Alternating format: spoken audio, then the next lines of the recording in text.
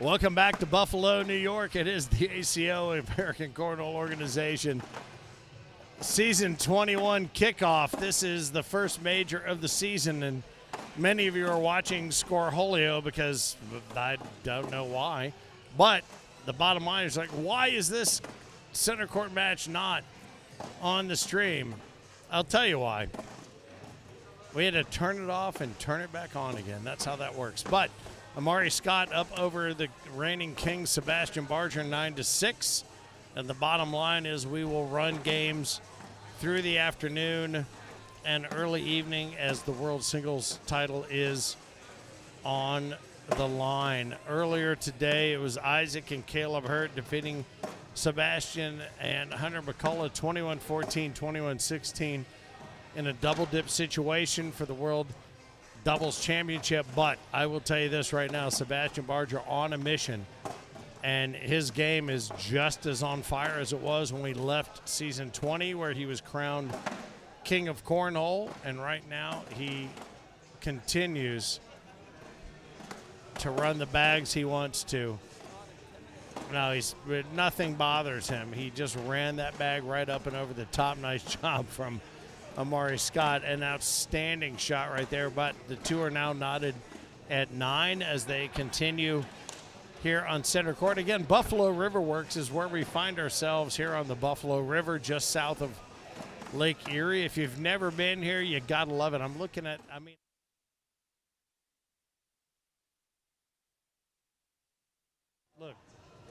look away from the computer. Heinerman, Eric, look away from the computer. Look up at the clouds. Is that not the Simpsons? Those are the Simpsons clouds. You know what I mean? The opening of The Simpsons? The Simpsons. No? All right. Whatever. Bottom line is, perfect day. Oh. Oh, now we're getting into atmospheric discussion. No, I don't know. Yeah, it looks like a painting. The bottom line is, it's a perfect day. It is a perfect day here at Buffalo River Works. And the party, yeah, absolutely. The party is on here. And tomorrow we have juniors, women's, seniors, co-ed, and the quads. Because of the holiday weekend, we were able to extend. I know, it doesn't make sense that they just, it's like a painting. It looks like a Bob Ross painting of clouds. I know. Yeah, there's no wind. No wind. None. That's it. Now we're discussing, instead of cornhole, atmospheric pressure. Bottom line is, what a holiday weekend this is, and we love the fact that you are here with us checking things out, and whether you're on Facebook or on YouTube. And we would recommend YouTube because, to be honest with you, I hate Facebook, but nevertheless, it is what it is. It needs to be what it is. And so we'd love to hear your comments or see your comments on both formats. I'm resetting both, so it is what it is. So bring them, and these two continue to battle. Amari Scott is just banging away, 16-9 against the reigning king. Yeah, I know, at 10,000 feet. No one knows. Yeah, no win? No, none whatsoever.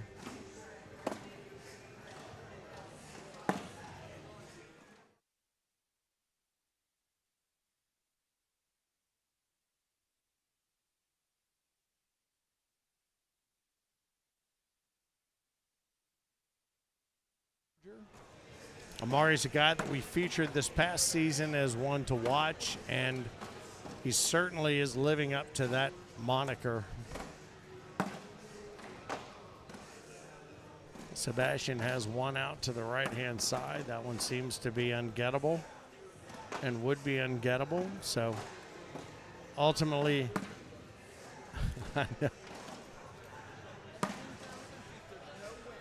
there's another 2 spot. I know. We continue to broadcast in 2 layers. One of what we see on the court, and the other what we see around us. And these clouds don't seem real. It does seem to be like we're in an alternate universe.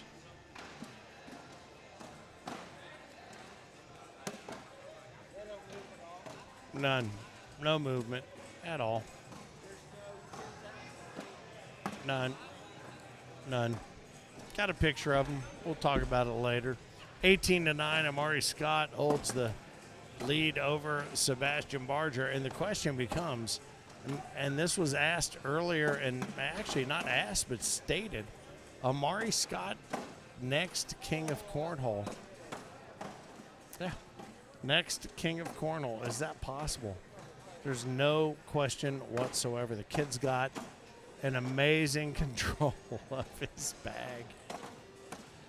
A nice cleanup there by Sebastian. Double 4-bagger. That's going to move things along. 18-9. But as we look at the bracket, let's see here. Kaleb Hurd awaits the winner of this game, fighting for the king seat. And we talked about Kaleb earlier. Is he pissed off because the expectation has been what it has been? But he dispatched with Daniel Wine 21-7. Earlier, Ian Stoeckl 21-8. Rebecca Fields 21-0. Jacob Patterson 21-1. I have to figure he's on a mission. The question becomes, what is the mission of our reigning king, Sebastian Barger, who right now is the victim or perhaps beneficiary of a timeout? Amari Scott says, I'm going to go down and take a look at things. Up 18-9. He can take that moment. Oh, wow. He went in hot. That's a hot airmail, and he's mad about it. There.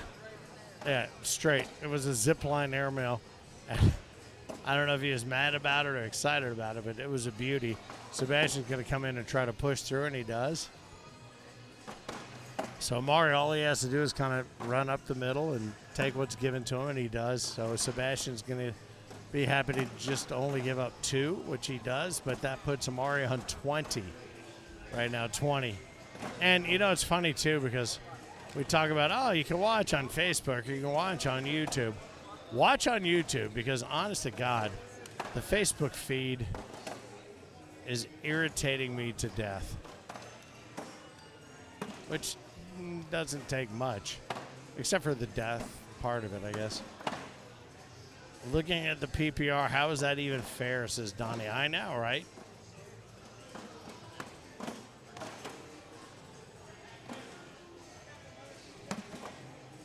These two will battle it out here on center court, and we will continue to monitor your comments. Craig Smith. Craig, good to see you, lad. Good evening. Here's to you. Cheers. Bloody Mary says hello. That's a beauty. Amari leaves one out to the right. Ultimately puts himself on 20. Or on the left, I'm sorry. Yeah.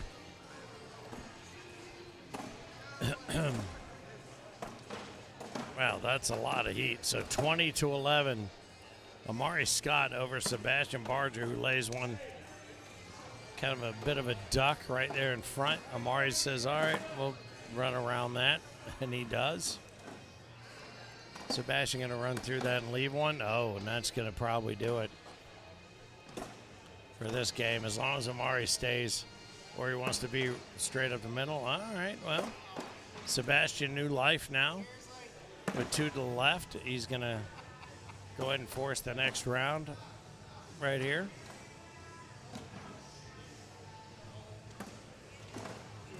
All right, now Amari's made it a little more difficult for him to do just that, but he doesn't seem to recall that Sebastian has the ultimate right to left bag, which is what won him the King of Cornhole. Oh, he puts 2 in and is not able to get that third one there. He takes the wash of washing 10s. 20-11 remains the score. And he tried so hard.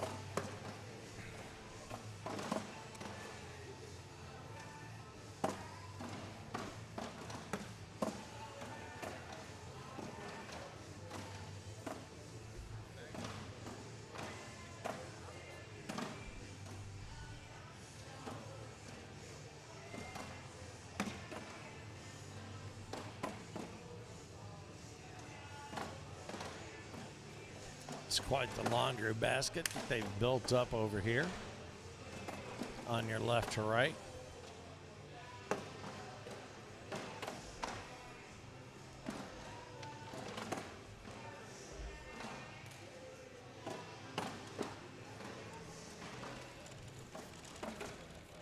The collection continues.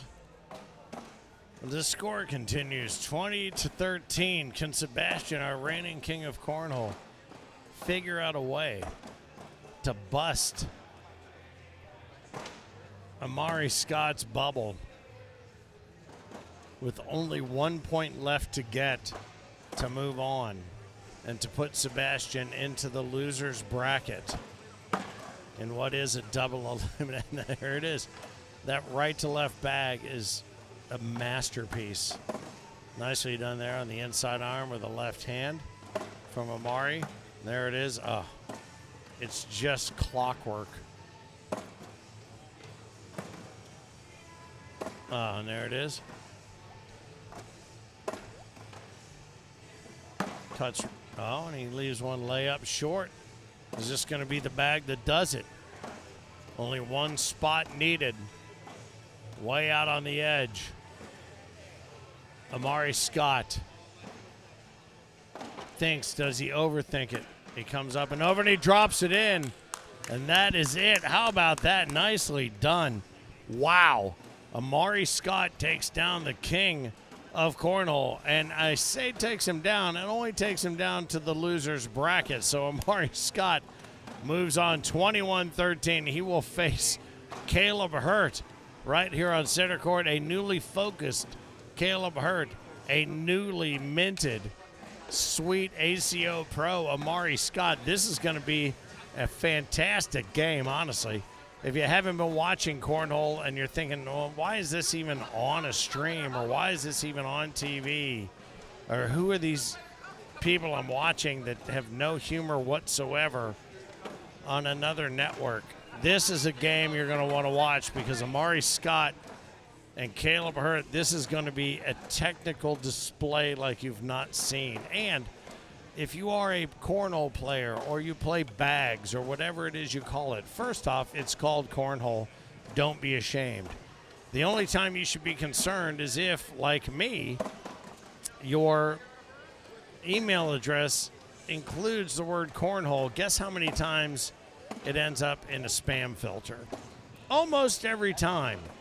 So the good news is you follow it up with a phone call, which is what you should do anyway, because that's how business gets done. But here on center court, we are getting ready to see Amari Scott and Kaleb Hurt. The number 1 seed would be Amari. What? And the number 7 seed would be Kaleb. They are fighting for the king seat of singles for the first of the season 21 American Cornhole Organization Majors. And what a weekend we've had. I mean, the sky is beautiful. The river, the Buffalo River, is outstanding right here off the south side of Lake Erie. The bar staff, the food staff, mostly the bar staff, outstanding. Thank you so much. Thank you to Sean Green and his team here at Riverworks. James Adler from the Buffalo Sports Commission. I think ultimately he's got to be thrilled with the fact that this entire ice rink is filled with cornhole boards and outstanding pitching and zero bitching about what has been an outstanding weekend since we arrived yesterday afternoon. Now we are, because of the holiday weekend, going to stay through tomorrow, where juniors, women's, seniors, co-ed, and the quads are going to be taking place. So if you happen to be one of those who enjoy Monday off and you're going to spend some time on Sunday kicking back, where it involves a cold one or maybe a fireplace, it depends on what part of the country that you're in, kick us up on the big screen, American Cornhole on YouTube. Just hit the / American Cornhole, you'll find us. And throw us up on the big screen and watch. You will dig it or your money back.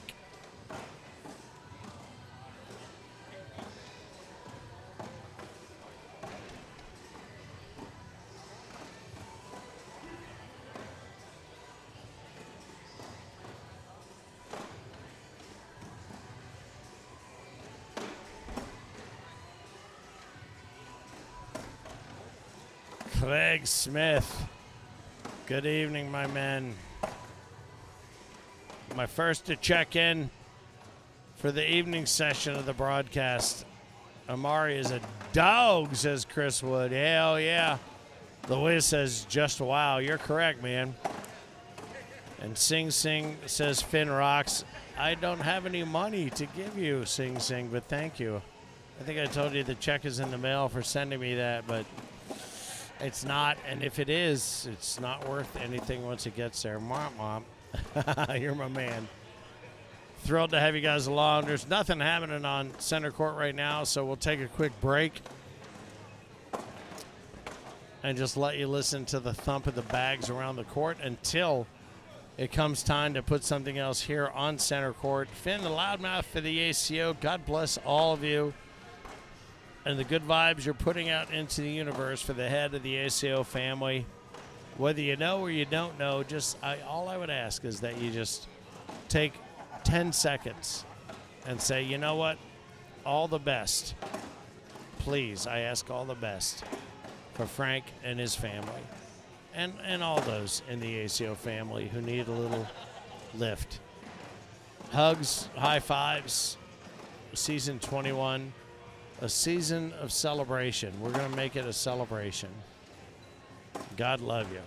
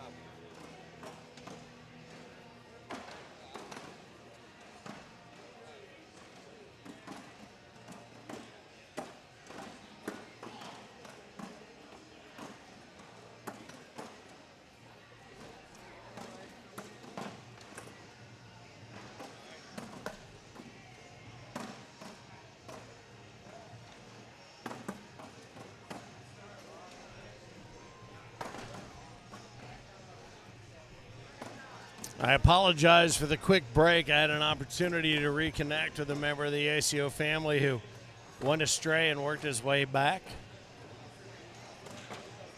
Huh? Oh, yeah. But as these two combatants, Joe and Isaac, work against one another, I feel like they should have the respect of the call. And I will tell you this, based on what we know and where we are, dude, I'm seeing people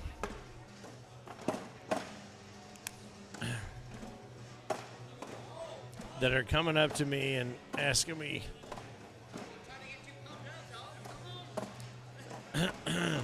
how Frank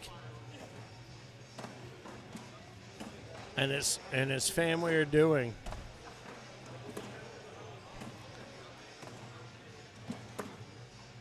And I you know, I tell them what I can tell them, and I have people. An ugly dirty bag right there by Joe. As Isaac comes in and tries to take advantage. And he does.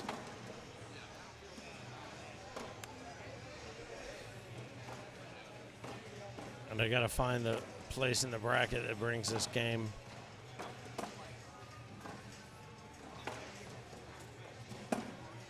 to me, and that's a 7-6. But I'm gonna tell you, and we're here live in Buffalo at Riverworks. But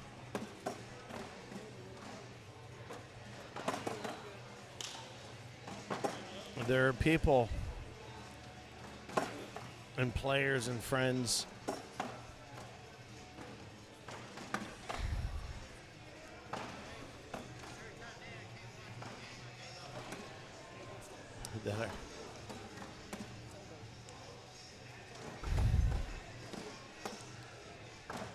that are coming up to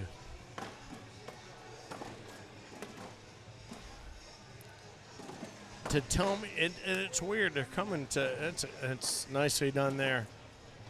Joe Berryhill tightens this thing to 7-6, but tell me things that I've known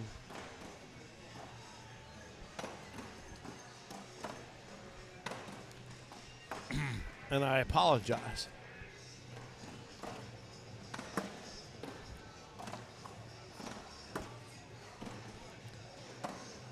But I will say this.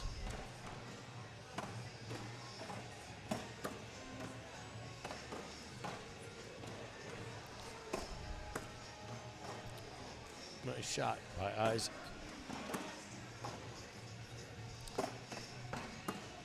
Wait. Nice finish there by Joe Berryhill. Isaac going to take that middle, and he picks up a couple. I'll say this, and I'll let it go.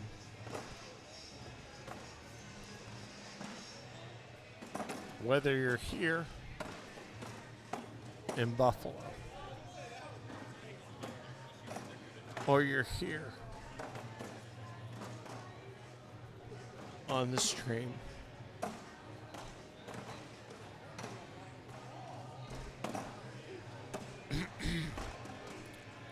we know why you're here. We know. We know why you're here. God bless.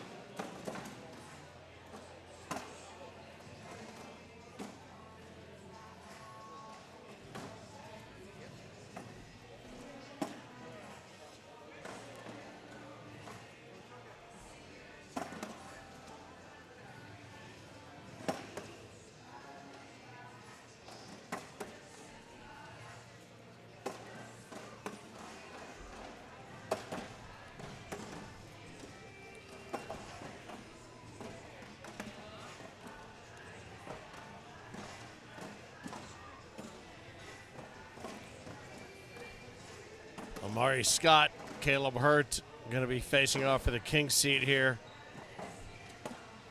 In singles right now, Jermaine King and Todd Gammon are battling in the losers bracket. Todd up 19-13. Isaac Hurt, Joe Berryhill here on center court, 10-9. Isaac holds a slim lead. Buffalo, New York, Riverworks is where we find ourselves for the kickoff of season 21. Unbelievable this season. We're finally old enough to drink. This organization, the ACO, how about that? So we're taking advantage of that legal opportunity. Right up the gut from Isaac Hurt. 4 bags, 3 bags sitting up top. Or is that? It's going to be a 12-on-6. So it's going to put Isaac up 16-9.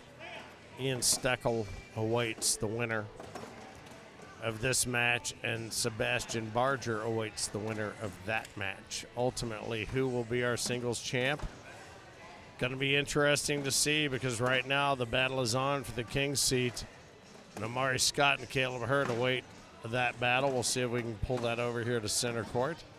Right now, Todd Gammon up on Jermaine King, 19-13.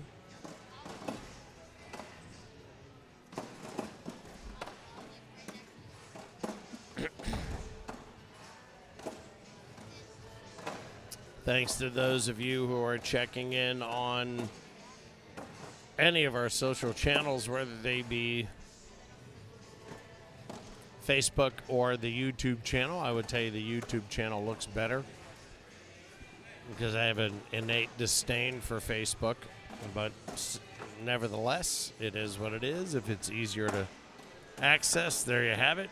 21-9, Isaac Hurt over Joe Berryhill. He will move on to face Ian Stoeckl. Sebastian Barger awaits the win from that match. My man Victor over there, I talked to him last night, if you recall, during the big blind draw, and maybe you do. I mean, there were tens of people watching. But Victor said, I'm going to be there tomorrow. I'm going to compete. I'm 12 years old. And I saw Victor earlier playing and warming up next to Isaac. Well, Isaac's big brother, Kaleb. And I had an opportunity to talk to him earlier, and I said, so are you Victor? He said, yeah, I am.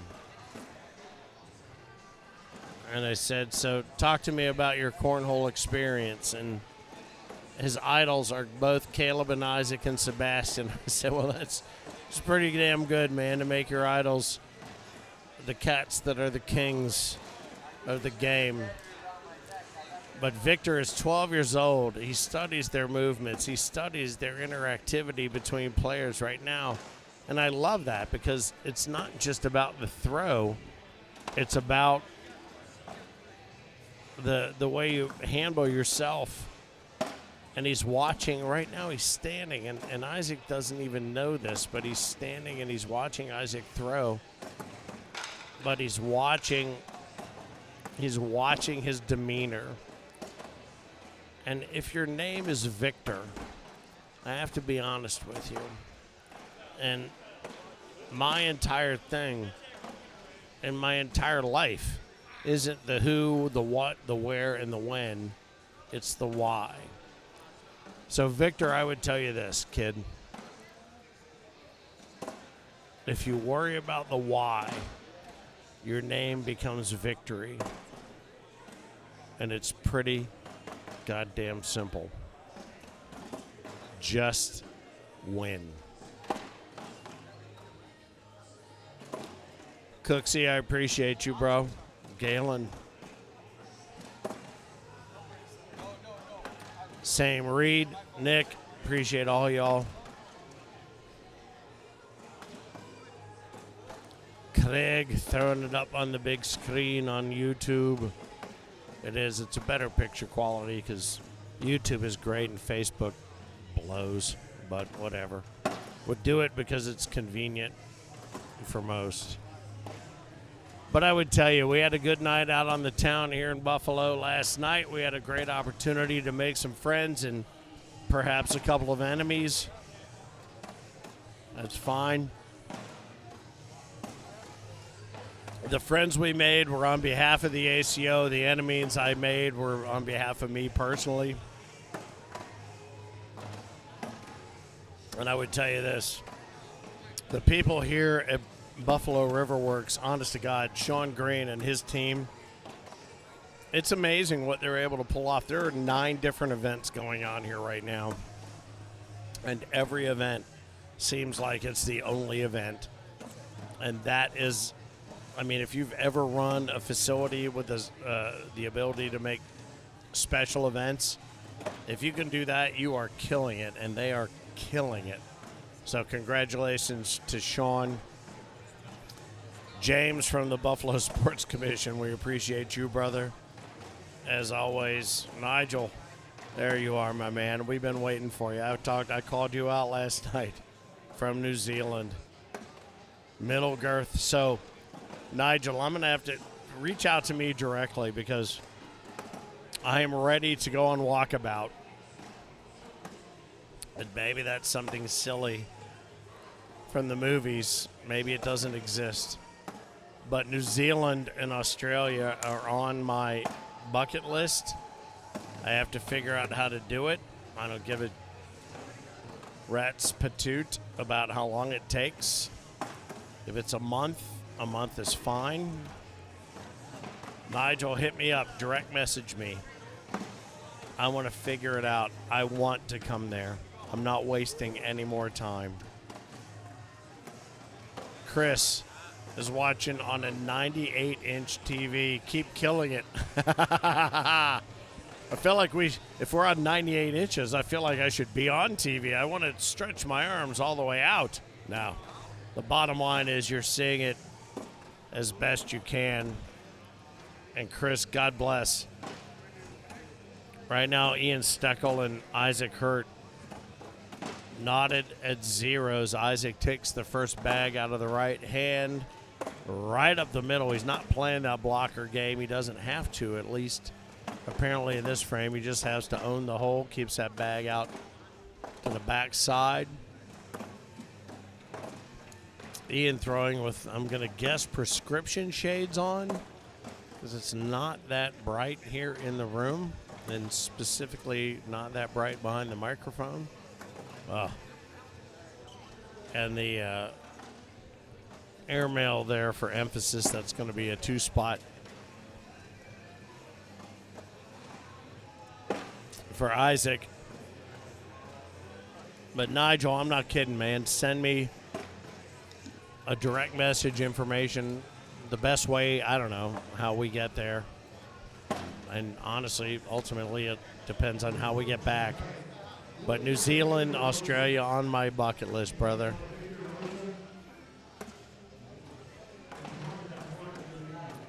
These guys basically bag for bag until now Isaac has decided to play a little defense, which seems to have worked because he's got himself a situation where he can run through it, and he does, yep. World Singles underway here. Buffalo, New York, here at Riverworks. Isaac is going to leave one there that ultimately Ian's going to have to push through if he wants to get his bags, and he does, and that's going to be a 12-on-6. That's going to be an 8-0 lead for Isaac Hurt via Ian Stoeckl, and Sebastian Barger awaits the winner. So will we have King versus King in the next round? There's one way to find out. Stick around. Grab yourself a cold one. If you're into tea or whatever, grab yourself a warm one and get ready. Because we could have King versus King here in just a moment. Not discounting Ian Stoeckl's ability to make a comeback. He very well may do that. And if he does, I want to find out if those shades are prescription.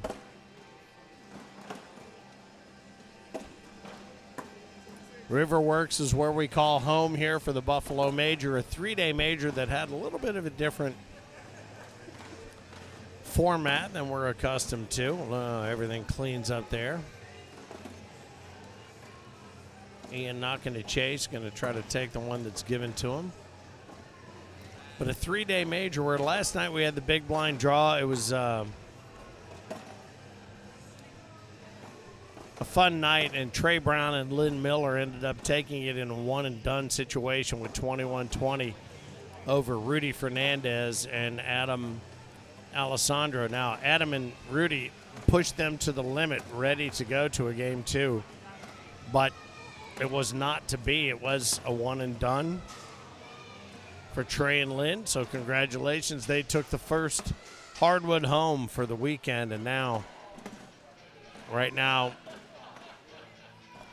as tier play and doubles wrapped up, and as the Hurt Locker grabbed the doubles championship here in the first game on season 21, hardwood has been handed out. The new trophies are killer. Right now there's work to be done from Ian Stoeckl, and Isaac right now pretty much just has to cut it right to left and put it up the middle. So that's going to be a 12 on 6. That's going to be another 6 spot. So that should put him on 14. It does 14-2.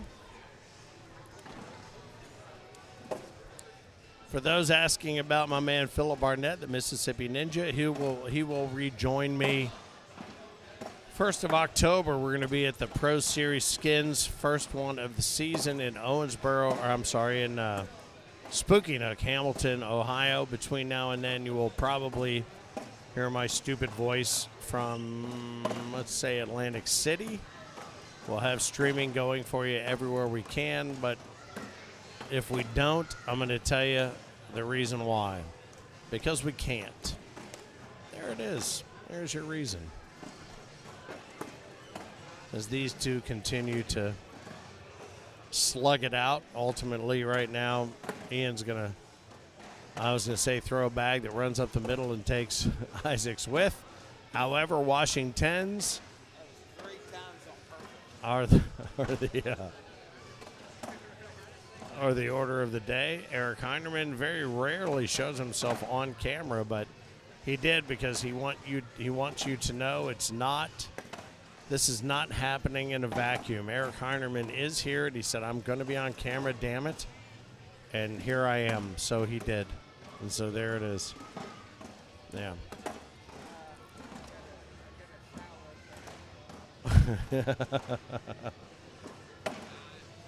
So these two gentlemen continue to battle with Isaac up 14-2 on center court.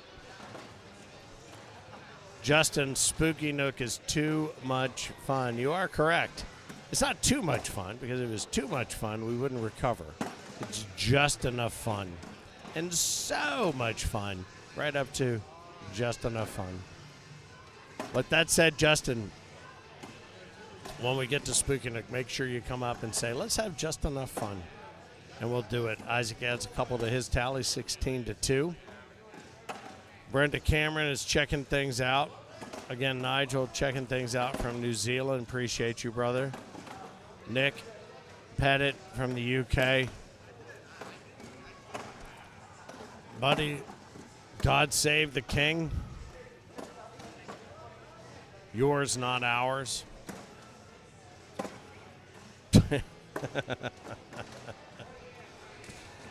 Oh, Mary, stop talking. That's Mary. That's Mary talking. Bloody Mary.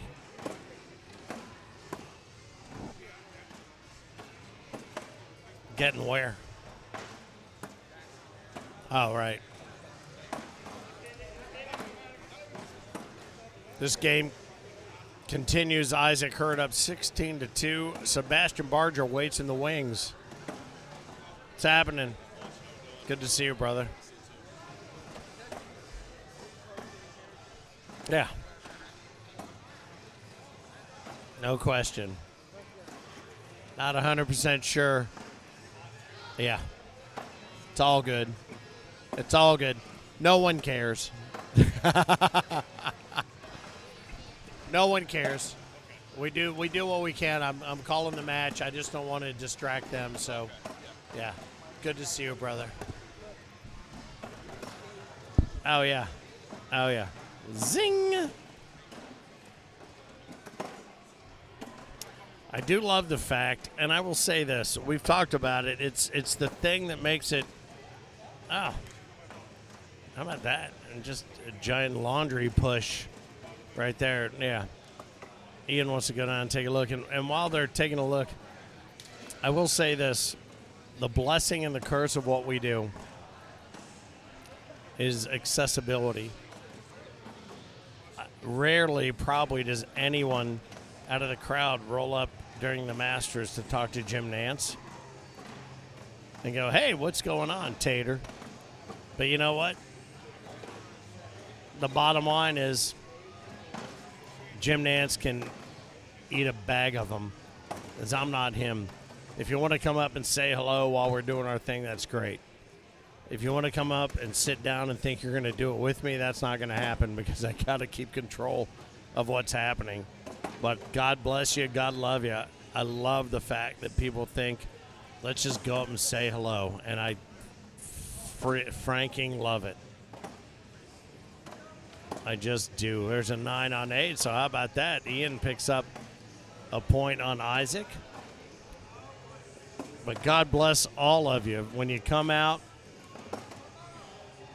it's so great to get to meet you, because I don't get to, and that's the other thing, I don't get to meet people on the boards. I don't, because I don't play. I suck. I tell people, they're like, all the time, they're like, wait, what do you do for a living? I said, well, I call cornhole matches around the country and around the world. Really? Are you a good cornhole player? No, I'm terrible. Then why do you do it? Because I love the game. I love the people. I know what's supposed to happen. I know when it's good. I can't do it.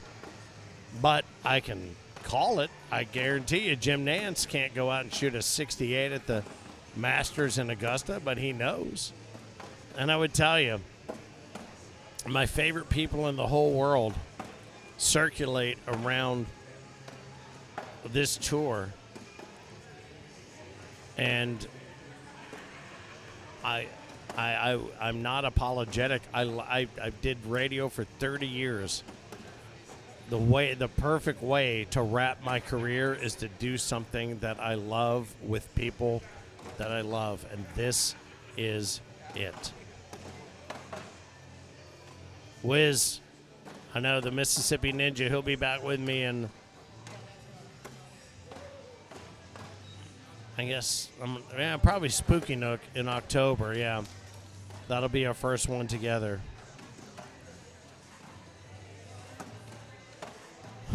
Nick, I appreciate you, bro. Send that to me in a direct message, because I'll lose that in the chat. Matt, I appreciate you, brother. My music knowledge, it's deep and at the same time shallow.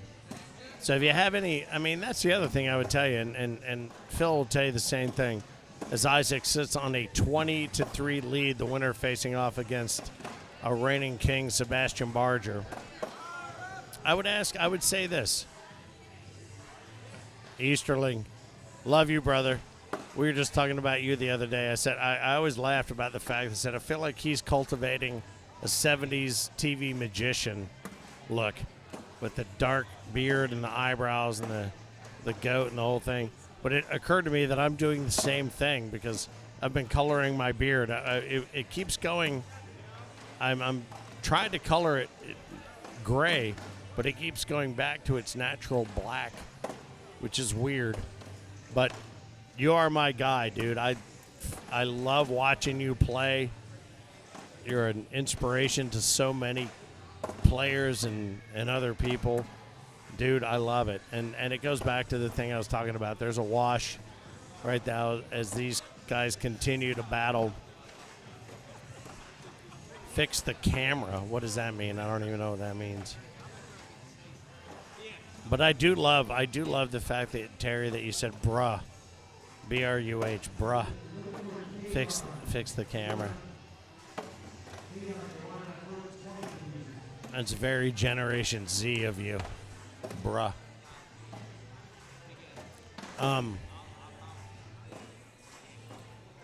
What do I know about Billy Strings? You know what I know about Billy Strings? A lot of people love Billy Strings, and I've never seen Billy Strings. I've pretty much, after 30 years in radio and 7 years managing a venue, I've decided I'm kind of done with live shows, but that's the one that everyone tells me I need to go see is Billy Strings. So, Justin, what I know about Billy Strings is I need to go see Billy Strings. There it is. And I will report back. Nice bags right there to clean things up. It's not going to drop. That's going to do it. So Isaac Hurt holds on 21-3. He will face Sebastian Barger. It's King versus King. That bang did not drop, and that is going to do it. So if you're interested in cornhole in the least and you understand anything to do with the ACO, King versus King, are you kidding me? To get back to the final part of the bracket and work their way back. Because Todd Gammon and Daniel Wine still have yet to face off. King versus King to get out of the losers bracket to face off against the winner of Amari Scott and Kaleb Hurt, who are on hold. What's it going to be in this game right here? King versus King. You can smell the gold. Aunt Tanya watching Sebastian Barger. Outstanding. I got to get on that boat, says Justin. I guess that's a Billy Strings reference. I don't know. Once I know, I'll know. You're going to go see him in a 450-person venue. That's killer. I love it. And the Wiz says, King versus King says, I can't go to bed. And here's the beauty of it, Wiz. That's not even to get out of the losers bracket. That's just to keep on versus the losers bracket. This might be the most interesting cornhole game I've seen in a couple of years. But here it is. Isaac Hurt, Sebastian Barger. The King of 19 versus the King of Season 20. Neither one of them wearing their King's jerseys. One wearing the Player of the Season jersey from last year, and one wearing a Cordy 40 jersey from last season, Season 20. So is there a head game at play? I don't know. The interesting thing is Patrick Barger's been very quiet here during the build-up to this. I would expect to see him in the moment. Put it on the right board. I see what you mean. Ashley Irvin pointed at the wrong board. I love it. Thank you much. You got this? All right, these two, I'm telling you right now, these two, this is an absolute gunfight between the two of them. Season 19 King, Season 20 King, shoulder to shoulder, singles action, gathering their bags. Big D on one side. Sebastian, I got to figure out what he's throwing on the other as they finish their warm-up tosses. Airmail versus roll bag. Wow. Earlier we talked about there being a clinic on the stream. If you know somebody that is a fan of cornhole and they're like, I don't understand why you guys watch this. Why would you watch other people play? This is why you watch other people play. Gather them around your radio and then have them turn around and face the TV and put it up on the TV and then watch this match. The first bag out of the right hand of Isaac Hurt is right up and right in, and it's matched by Sebastian Barger. So the question becomes, which is going to be the first of the two of them to play defense? Was that defensive by Sebastian, or was it accidental? Bottom line, doesn't matter. Collected by Isaac. Sebastian follows up the middle. Isaac follows up the middle. One final one for a double four-bagger, and there it is. And this game could go on until Tuesday or Wednesday. We shall see. I wonder if everybody else will continue to hold their hotel rooms. Justin, you are correct. This could be a 119-round game. I'm not sure where you picked that number from, but I'm going to hold on to it in my head, and if it goes to 118 rounds, I will say I took the under. Nanny here for Sebastian, says Becky Johnson. You got to love it. Justin says 21-19, round 24. That's his pick. Oh, my goodness. 3 bags up to the left. All Sebastian has to do is sneak one in right to left. Isaac going to come in hard and figure out a way to pull multiple bags. He takes 2. 1 up the middle, takes 4. 1 on the board, takes 2. And the first egg will be cracked by Sebastian Barger.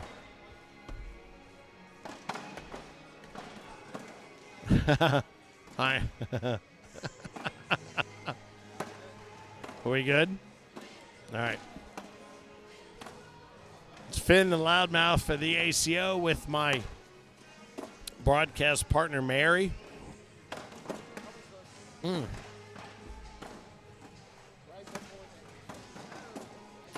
I did. I'm just making sure the cameras. I'm just making sure the cameras are where the cameras are supposed to be.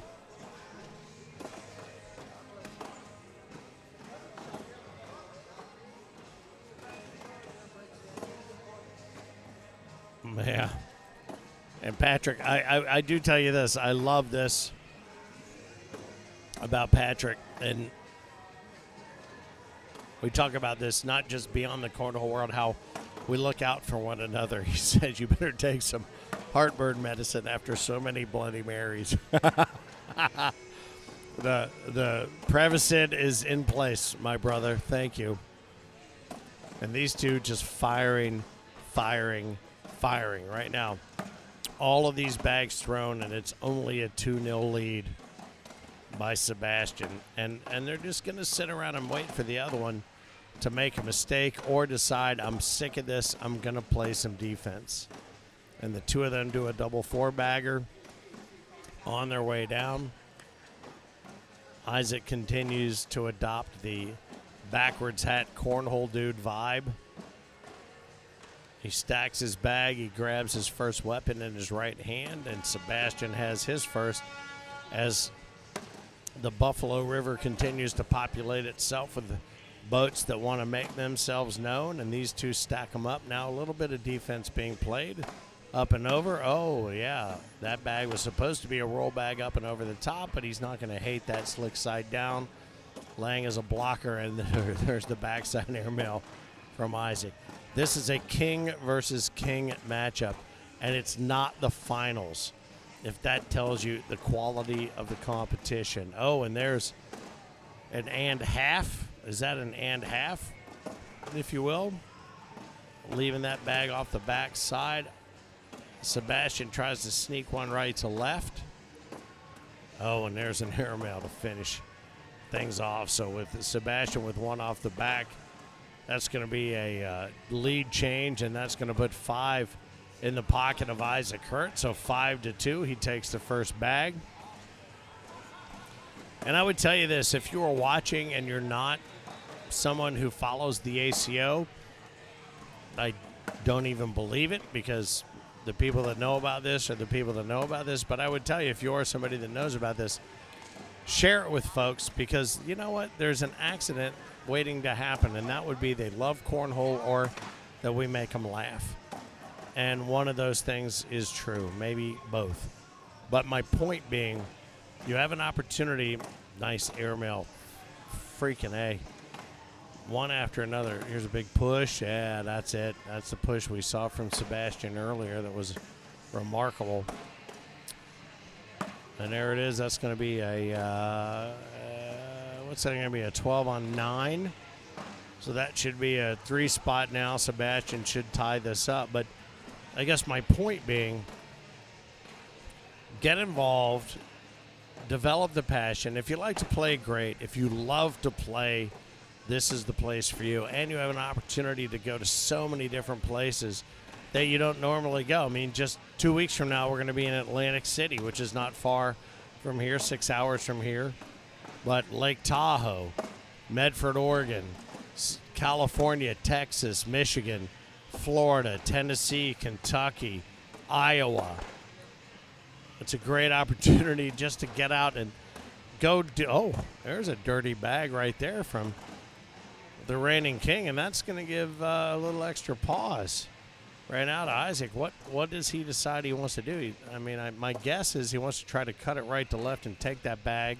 He's going to airmail and clean it up. All right, well, he's not pissed about that. He's going to take that 8 on 5, 12 on 9 in the frame. But I guess to finish my point, if you find something that you like and you can turn it into something that you love, go do it. Because you know what? You know what isn't guaranteed? Tomorrow.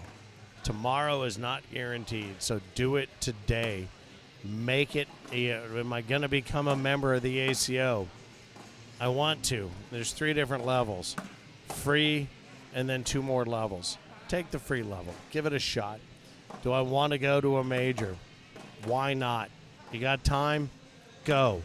Oh, I wish I had. Don't ever lay on your deathbed and say, I wish I had done that. Lay around and say, I wish I hadn't.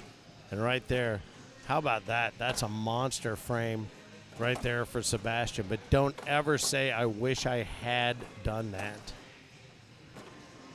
Don't do it. So Sebastian out in front 11-8 right now.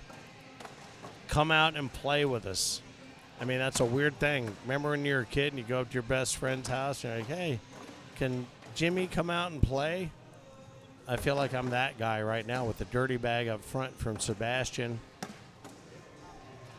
But I do feel like I'm that guy. Finn said, can you come out and play? Come out and play. I'm looking around here and I see people that just love each other to death. It's a family reunion every time we get together. That got stuck up there. Isaac's got to figure out a way to come right to left and not disturb those bags. Oh, he lets one come in with him.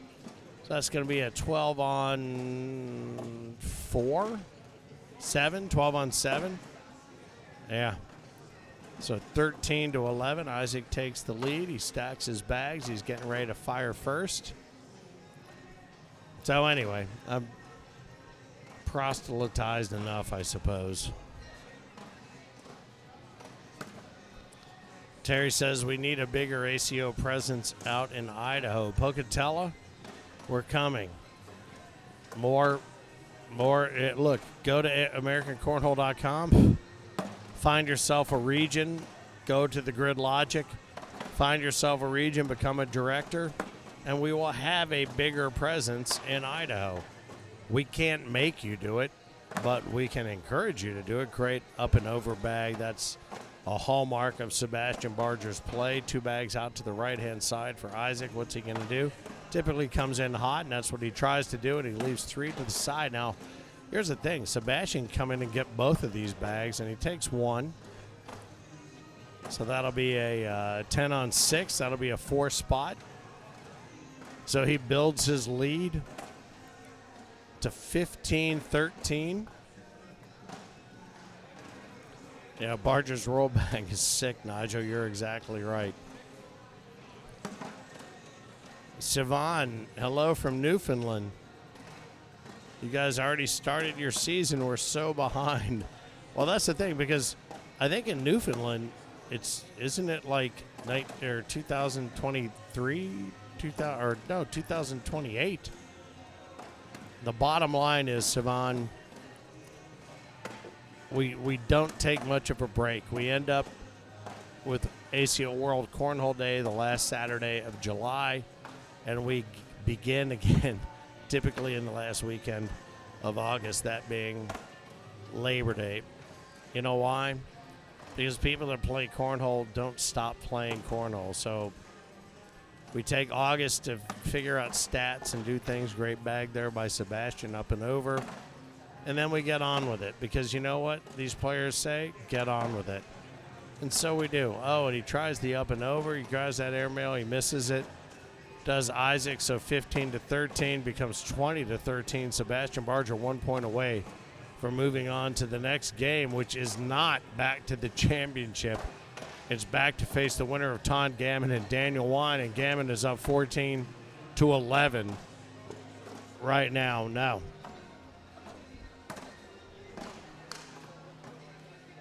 Isaac's airmails are ridiculous. Everything about both of these players, Nigel, is ridiculous.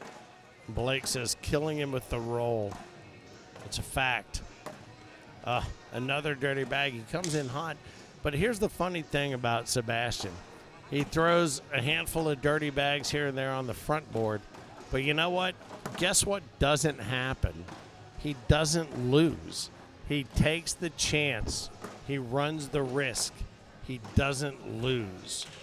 And when you have that game where you can count on 3 of your 4 bags to get the job done, you are at a completely different level than any other player. So right now it's 20-14, Sebastian Barger over Isaac Hurt. He knew he had a lead to play with.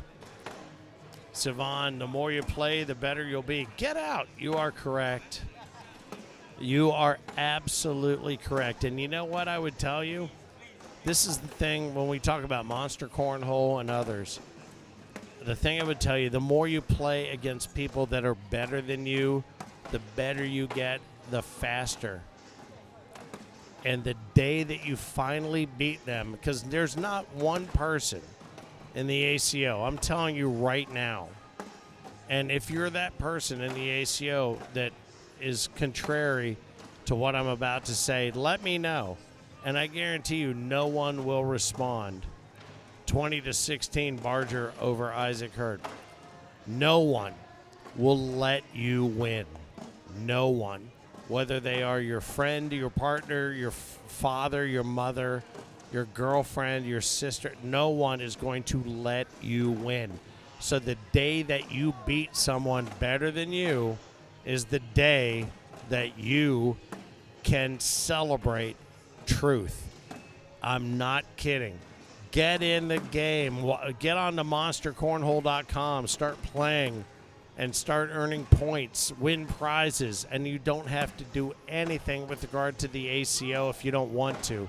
You can do it if you're a part of any league. It doesn't matter. We just want more people to play the game, as these two show you a clinic of how to run bags, and they are running bags right now. Sebastian, 4th bag blues. Nope, double 4-bagger. That's how it works. If you want to come in via Monster Cornhole, come on in. Just franking do it. No one will let you win. And I'm telling you, I compare it to my days in racquetball. And if you've ever seen a picture of me, you're like, that guy played racquetball? He wasn't the wall itself. I did. And a guy that I played with, he beat me 21 to, I played so badly. He beat me 21 to -2. Somehow I scored a -2. And the day that I beat him, I looked at him and I said, did you let me win? And he said, no, I did not. He taught me everything that I could learn, and that's the beauty of this as well. I saw Kaleb earlier playing with our buddy Victor. These guys come in and play. You don't have to worry about playing shoulder to shoulder with guys that are running bags like these two are right now. They will play with you in a blind draw, and they will teach you. They will show you a flat bag. They'll show you a butterfly grip. They'll show you a roll bag, a cut shot, because they ultimately want to step up shoulder to shoulder with you and beat you in a championship match. That's what this is all about.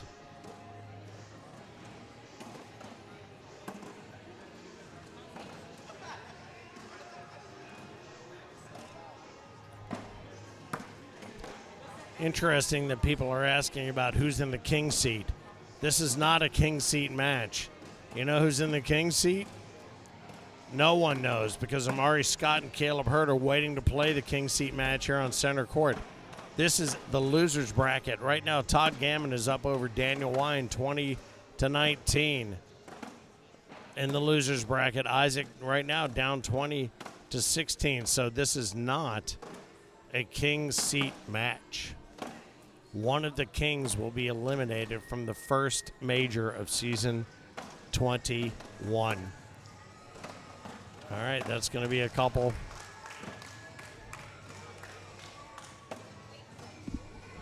Right there for Isaac. So that's going to put 20 to 16 to 20 to 18. The current king trying to hammer the final nail on this one. But Isaac gets the first bag out of his right hand, right up the middle. There's no low block. There's no defense being played. It's just going to be, I'm going to make you beat me right now. Bag for bag for bag.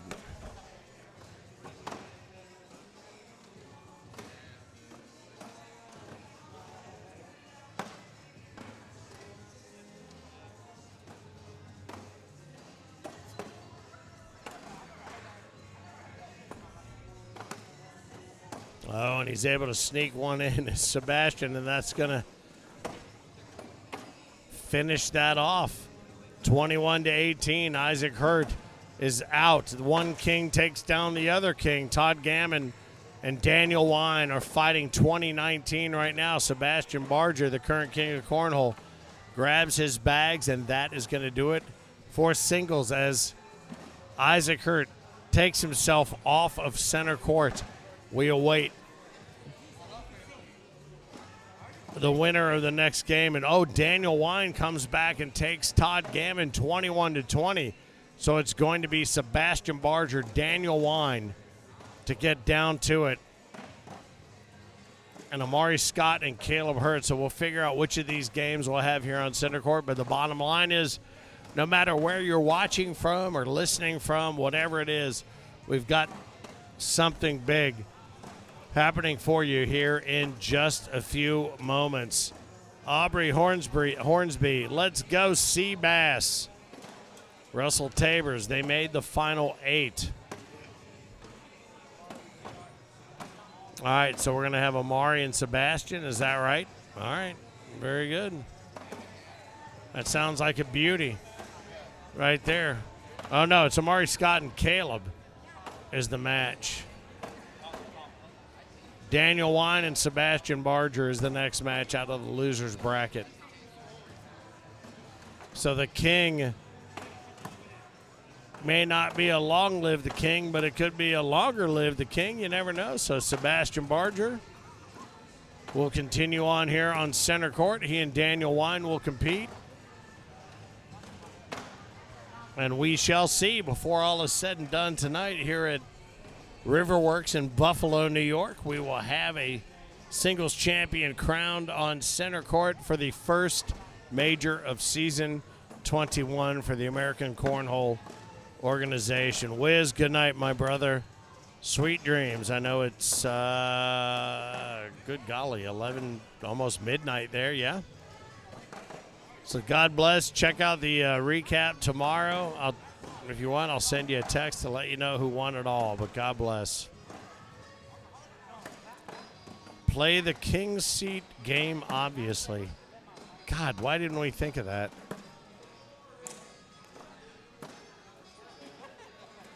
Russell says Kaleb and Amari in the final.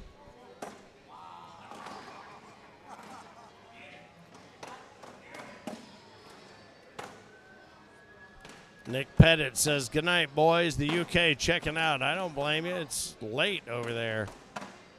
The other thing that's weird about late in the UK is the bars close at like 11 or 12.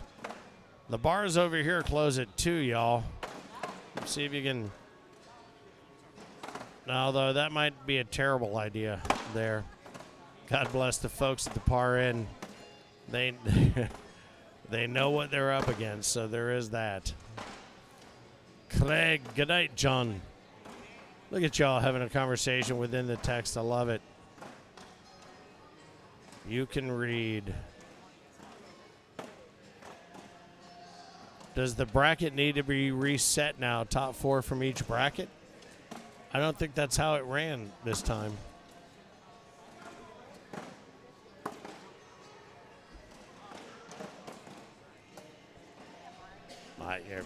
Asking the wrong guy. I have no idea.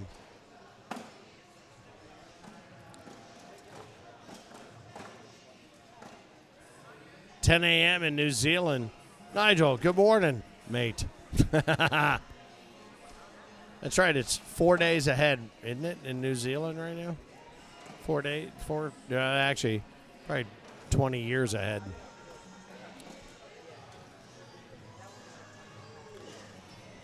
So, Nigel, just so you know, I know that earlier you sent the logistics of how to get to New Zealand over here in the, I think, if I'm not mistaken, yeah, in the chat.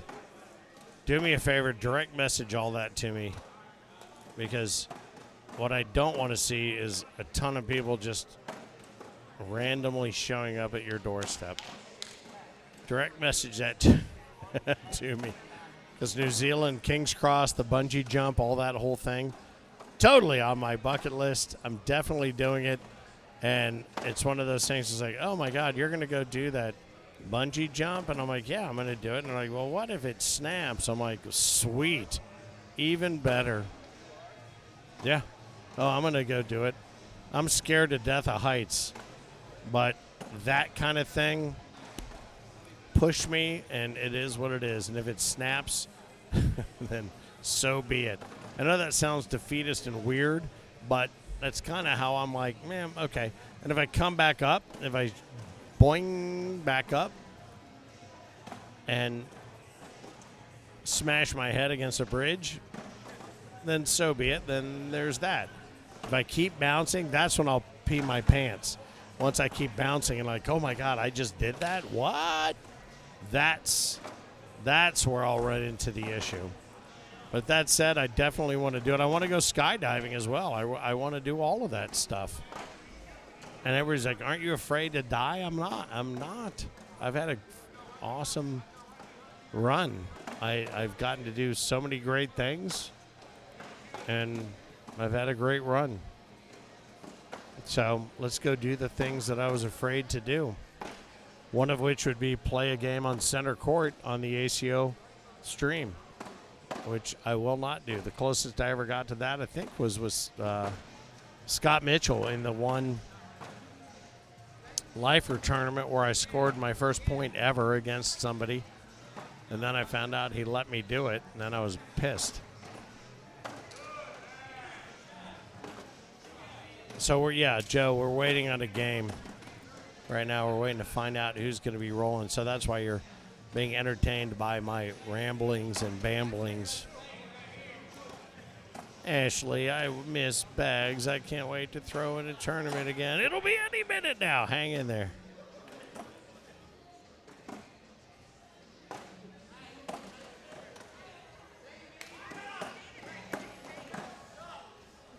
Any minute. Not 100% sure what's going on, but Heinerman.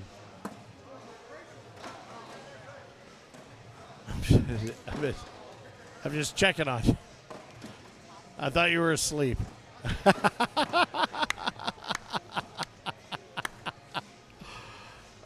So again, welcome to the reset. This would be the Buffalo Major.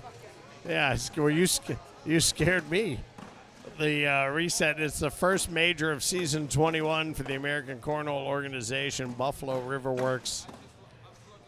Again, thanks to Sean Green and his team here at Riverworks, and of course James Adler and everybody at the Buffalo Sports Commission.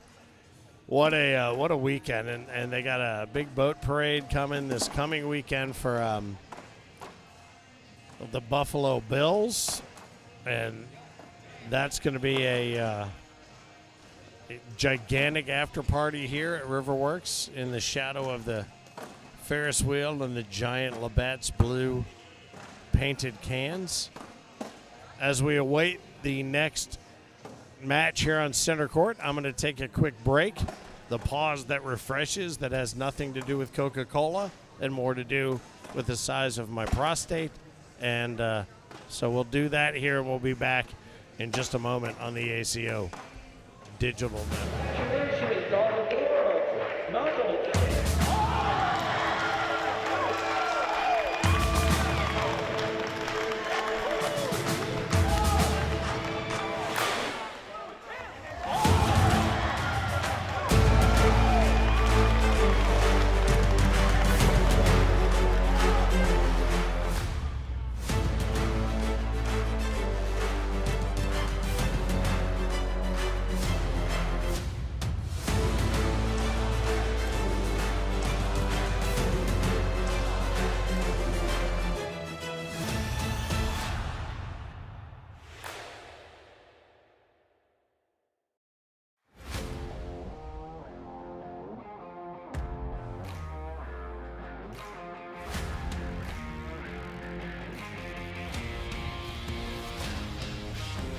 Bring it!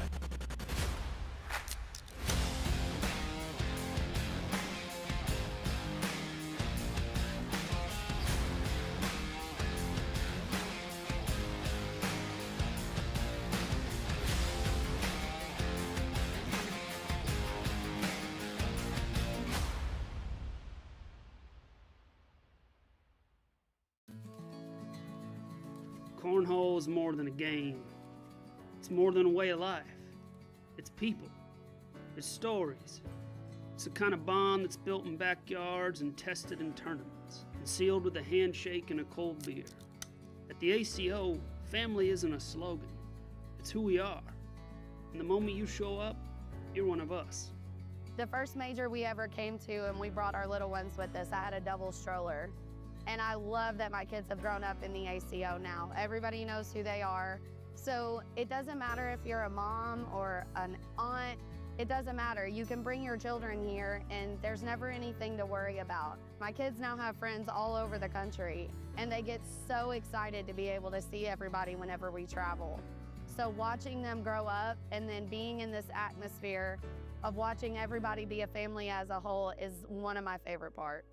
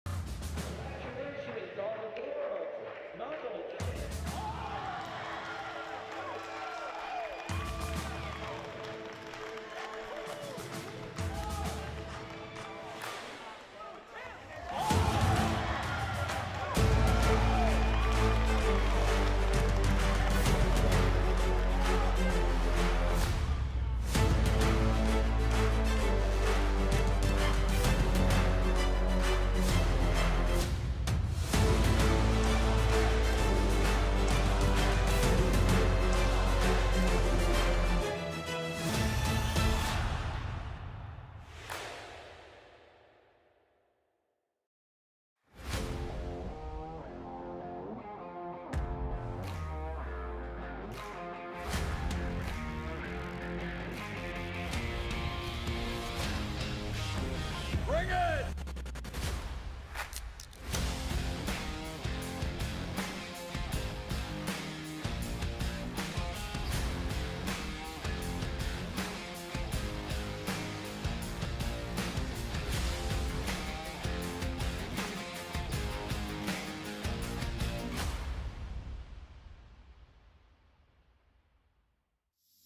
Welcome to another episode of Time to Feel. I can't believe season 20 is over and we're headed to season 21.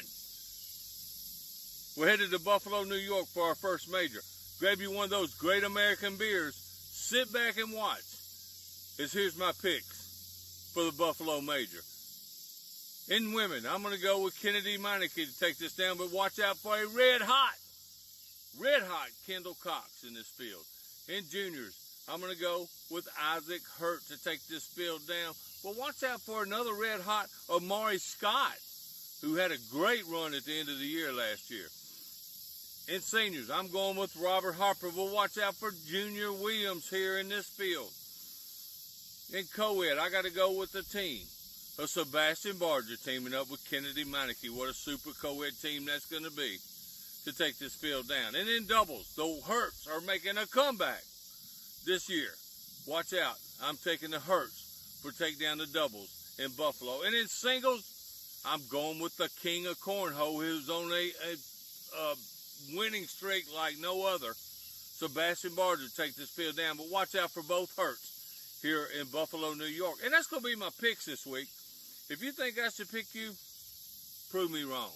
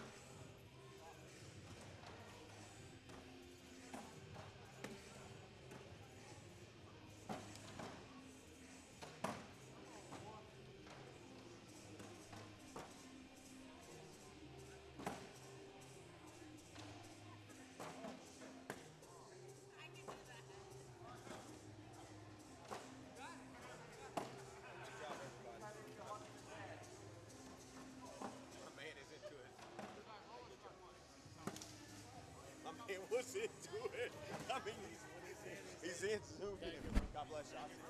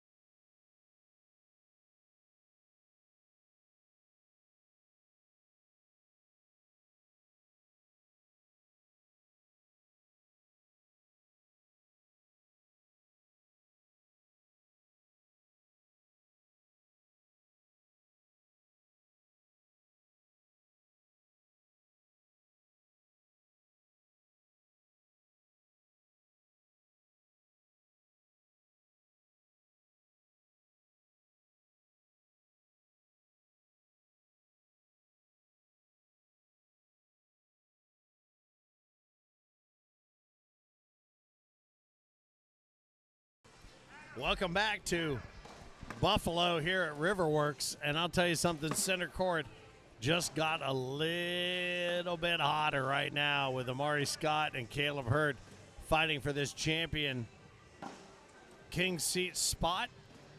Fitting the Loudmouth for the ACO. I know you've been watching all afternoon, and it's catch as catch can the way we are trying to get you the stream. But the thing we're trying to do is twofold, and that is get you great matches, but also get you great matches. So there you go.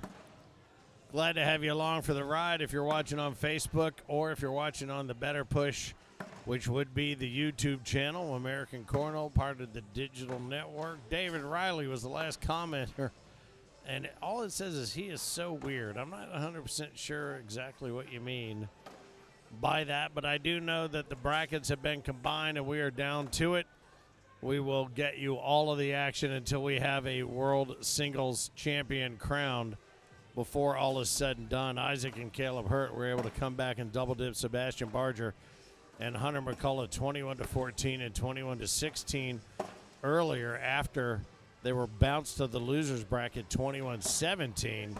So, is this the season where the Hurts decide to exert their authority, and will Kaleb surpass younger brother Isaac to become the King of Cornhole? The question is, does Sebastian Barger have it in it after an ass-on-fire back half of Season 20 that crowned him Season 20 King of Cornhole?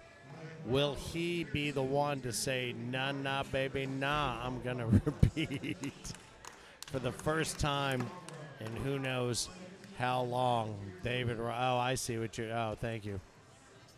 David, I took care of things. It took longer than I was hoping, so I may have to go see my doctor.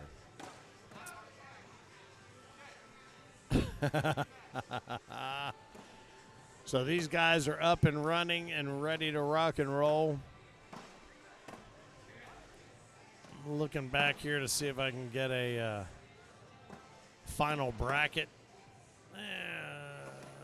World Singles main event. I don't know. I suck at figuring out Scoreholio. The good news for you guys is you're good at it, so you can do that, and you can find your new membership. You can find your registration for all the upcoming majors per division through Scoreholio. I am completely illiterate with regard to that, so I apologize. Congratulations to all of our tier winners. We shall see. Is this game up and running? Do we have it on the scoreboard? Are we ready to rock and roll? Yeah. On the laptop over there. Would love to see it on the laptop there. Yeah, I can't either. That's the thing. The problem is I can't see it anywhere. Right now, Kaleb is up 4-0.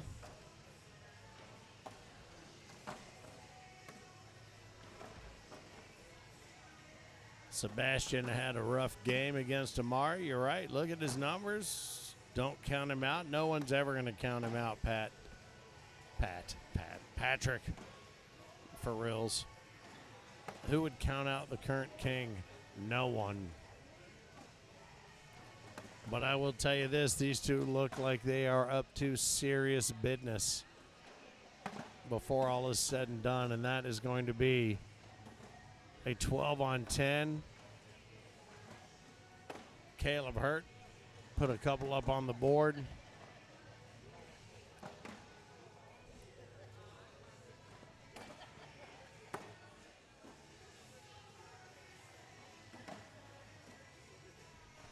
We'll have the score bug ready for you here in a moment, but right now, suffice to say, that's going to be a 6-0 lead for Kaleb as these two just continue to drive the middle of the board. And as soon as I say that, Kaleb leaves one up to the right, which is, as I've always said, exactly what he always does. Just kidding. I always say he moves it out to the left. I'm a dummy. And there's one to the left. Amari right up the middle, going to take advantage of that, pick up a 4 spot. Scott Swenson, what's happening there, big fella? The West Coast checking in. It's easy for you. It's only 3:30 in the afternoon for you. Patrick says Amari will win a major this year at the very least. I think he will win multiple majors this year at the very most and least. Correctamundo. I agree with you, Patrick. Kid's a beast. Lays one out there.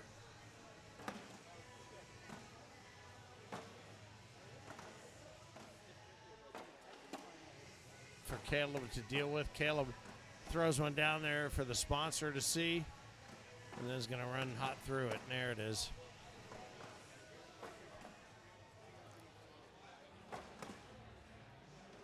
What's it called? Hey, what's it called?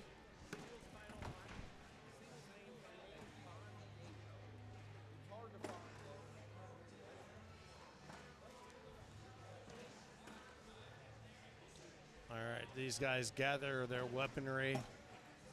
The score is now, I think, 8-4.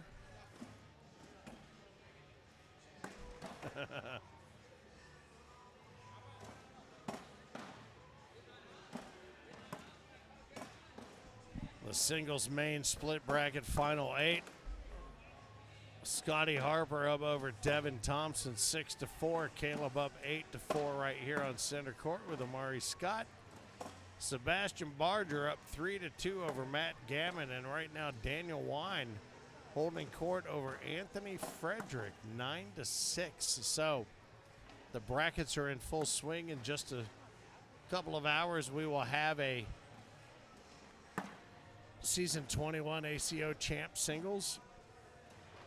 One of each bag sitting out to the right, so that should be a Washington between the two. Scotty Harper and Devin Thompson battling outside of center court, 6-4. Harper over Thompson. Kaleb Hurt holds an 8-4 lead here over Amari Scott. Amari is Indiana's finest. How about that? A couple of, two muscle emojis. How about that? For a minute, I thought Amari was wearing wrestling shoes. It's great. Who cares? As long as he's wearing shoes, that's good.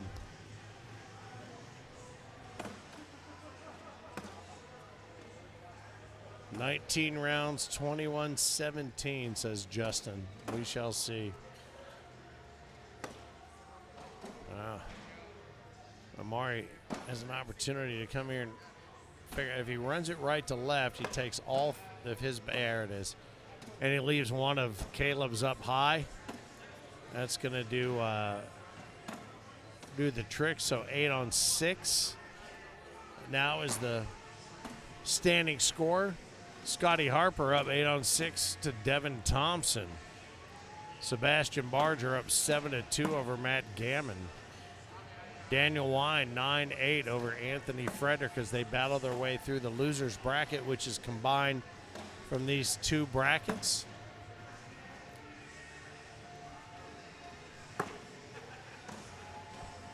How are you doing? What are you doing? Where are you doing it from? That's what we want to know. Check us out. Hit us up in the comments. Nigel says, cheers for the great stream today. Loving the action and the commentary. And then he deleted his comment. So I'm guessing, Nigel, you only liked the action. I'm just kidding. I'm a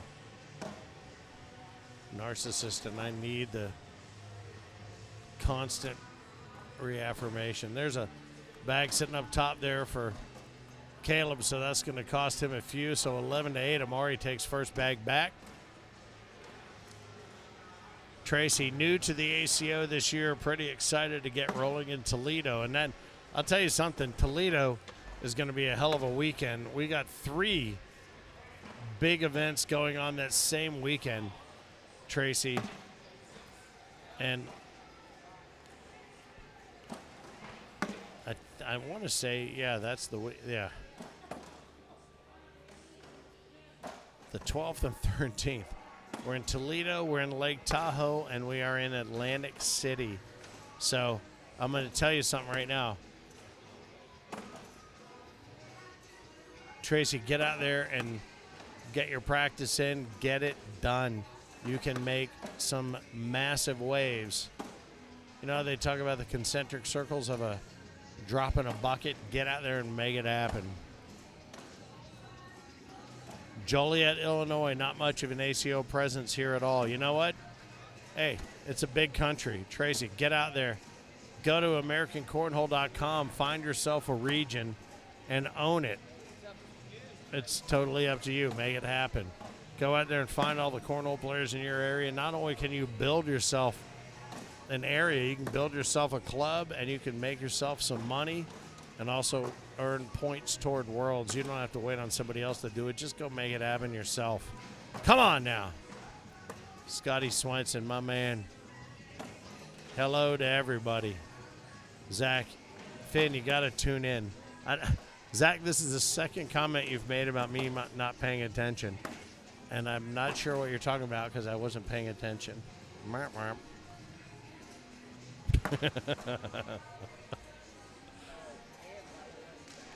There's a couple of points there left on the board for Kaleb Hurt. So 11 to 10 becomes 12 to 10. So by a couple of points, I meant one.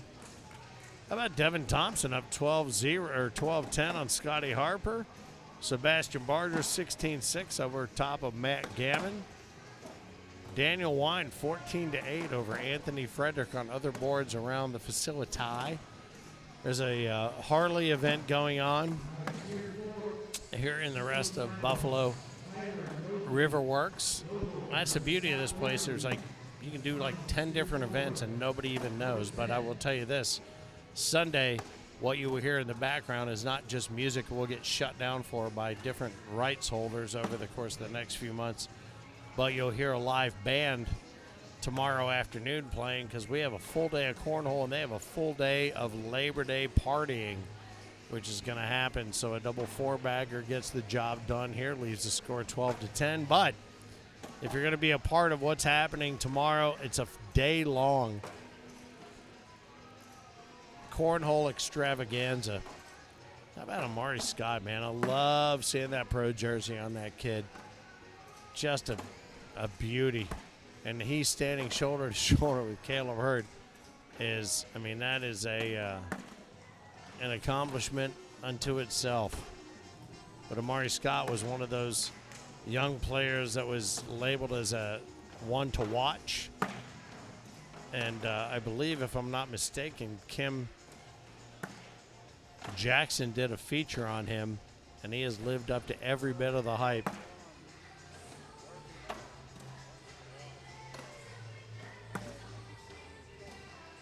That's going to cost him a couple right there. I probably jinxed him by talking about how skilled he is, but that's going to be a 12-12 knot that we've tied right now. And Devin Thompson up 18 to 10 over Scott Harper. In the lower half of the bracket, Sebastian Barger up over Matt Gavin 20 to 6. Daniel Wine, 16 to 8 over Anthony Frederick.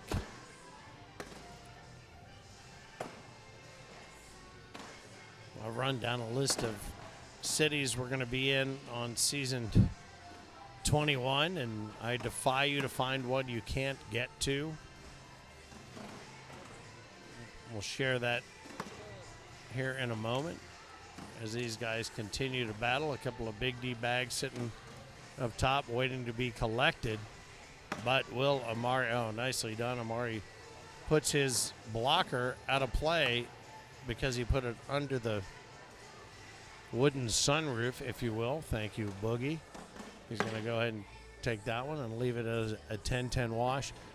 But look at these cities: Lake Charles, Louisiana, Toledo, Lake Tahoe, Atlantic City, Prince Edward Island, Canada, Bryan, Texas, Hamilton, Ohio, Medford, Oregon, Albertville, Alabama, Salt Lake City, Utah, Kansas City, Kansas, La Crosse, Wisconsin, Tupelo, Mississippi, Pocatello, Idaho, Manheim, Pennsylvania, Henderson, Nevada, South Bend, Indiana, Fresno, California, Grand Prairie, Texas, Fort Smith, Arkansas,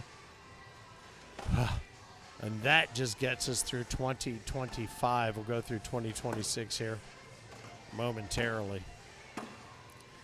Harper down to Thompson, 18-13 now. As they continue on in the top level of the bracket, there's a chance for Amari Scott to put one that he can collect later. Caleb's got to come in and clean them all up, and he does. Leaves one on the backside, and somebody has one on the back of the board. Oh, and there's the airmail from Amari. How about that? So as they collect their weaponry, we'll talk about 2026. The Super Major starts in Owensboro, Kentucky. And then we head to Beloit, Wisconsin, Knoxville, Tennessee, Medford, Oregon again for the second major of the year.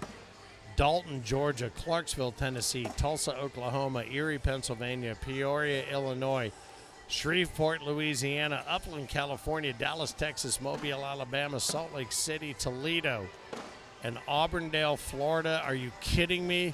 You cannot tell me there's not a place that you can get to be part of the American Cornhole organization. I know you can. The only reason that you don't is because you won't. That's it. That's all. As these bags continue to drop. Helen says, sitting here in Cumbria, watching with John Steins. God bless you.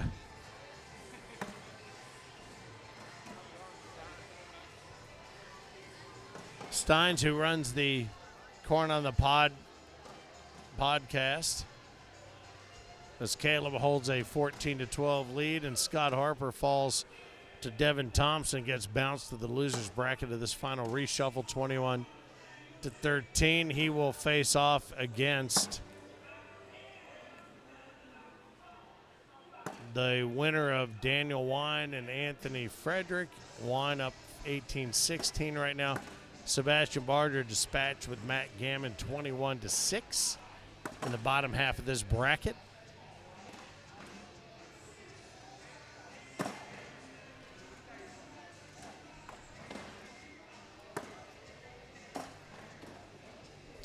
Amari tried the NY, I know, right? Patrick, he's fearless, dude. This guy's fearless. He turned it up at the end of last season, still running with it. No kidding.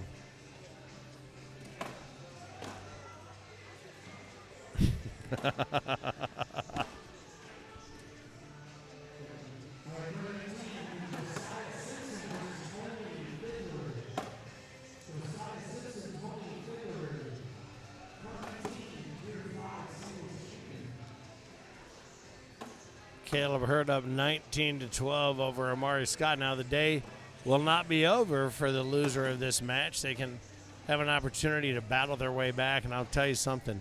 If anybody says battle back, it's both of these guys. And Amari, as we discussed last season, is just one of those guys. Now, the question becomes, which of these two has their pro jersey zipped up further? Kaleb all the way up to the top. Amari's close. Maybe that's what he needs to do as far as his mentorship goes. He needs to pull that zipper all the way up. You lose a lot of body heat out the neck. That's a Letterkenny reference. And again, I have to go back. I love me some Letterkenny. And he lays one low, says to Amari, all right, you're up 19-12. You got one sitting there. You're gonna go up and over. Oh, and he does it. Oh, whoa! How about that? 19-14. He goes up fearlessly and gets that bag. Yeah. I tell you what, the boat that just went by here on the Buffalo River expressed a little gratitude and appreciation for that shot. A little extra horn action. Little replacement bag there from Kaleb Hurt. And that's going to suck. Because that's going to happen right behind it. Amari's going to step out to the edge of 17. Stevie Nicks notwithstanding. Figure it out. Oh, he's going to try. He loses it off the side. All Kaleb has to do is hold that middle, control the hole. And that's what he does. Nice bag there. Oh, Kaleb's going to leave it alone. All right, well, I'll tell you something.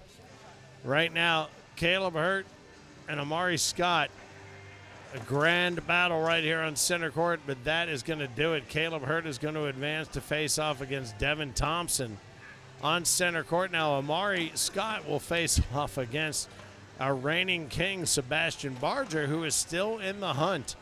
So Scott and Barger and Frederick and Harper to face off in the loser's bracket. Devin Thompson and Kaleb Hurt will face off here on center court. And we will, in the next hour and a half or so, have a singles champion for Buffalo. The first major of season 21 with the American Cornhole Organization. So glad to have you along for the ride if you're checking us out. Patrick says, yeah, Kaleb's on fire. I got to be honest with you, man. He's the guy you better be careful of. If you're talking about repeats, he's got a baby on the way, but I'm telling you right now, he is focused, and I see it in his eyes. I see something in his eyes I did not see, not just the end of last year. I didn't see it at all last year, and I see it now. And Isaac, no doubt, I mean, King of Cornhole season 19. But Patrick, I'll tell you this, if Sebastian can keep his focus, nobody beats him. No one beats him this year. Except Maggie Geiger, according to Heinemann. But I'm telling you, if he maintains his focus and runs it all year long, nobody beats him. He'll have the repeat kingship. I'm waiting to hear the dissenting opinion from the other in the booth. Who's it going to be? Who beats Sebastian on the repeat? Who? That's what I'm saying. That's what I just said. If Kaleb keeps this focus, nobody beats him. Oh. Devin Thompson has something to say about that.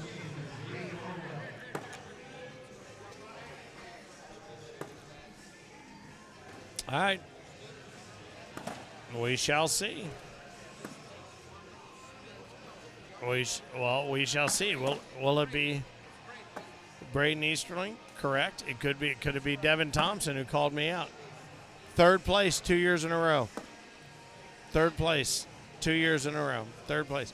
Now, does he have the drive to say, F you, I'm coming after it, I'm going to come and get it? That's the question. No question. He could have been a king twice. However, he's not. So the question is, will he? That's why we're here, to drum up the drama, manufacture this sort of thing. Just kidding. I'm just telling you what I think. I'm not manufacturing anything. You're watching these guys play. You see what they're doing.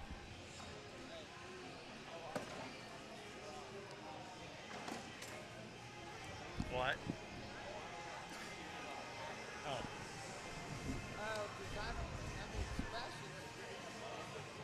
Oh, Beaver. That's a good call, Beaver. Yeah.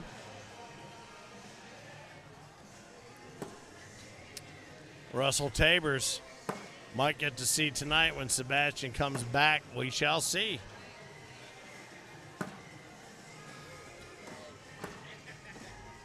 Hang on one second. I want to check this one comment because that does make sense. Hopefully he can keep it. Oh, this is Patrick. This is Patrick Barger. This last year in college, he'll be a student teaching. Last semester, I think he can keep it. We shall see. It's been a minute since we've had a repeat king.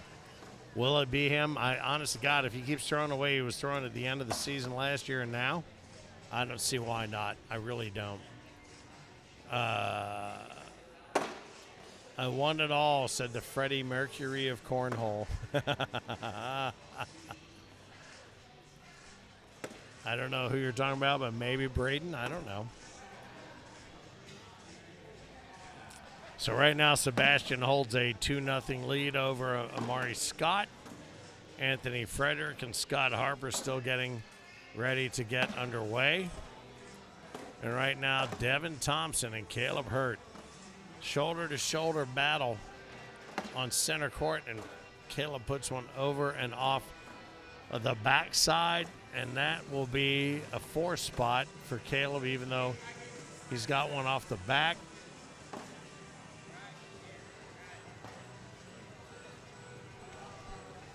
He was able to play with the advantage knowing that, so up an early 4.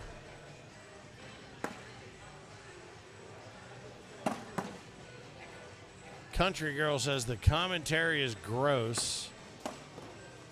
If I hear talk about bodily function one more time, I'll never watch again. She's pissed. Bye. I don't even know what you're talking about.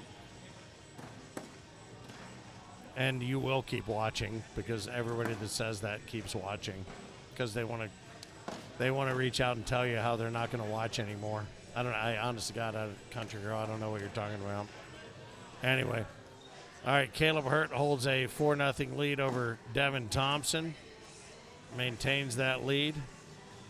The losers bracket continues to matriculate.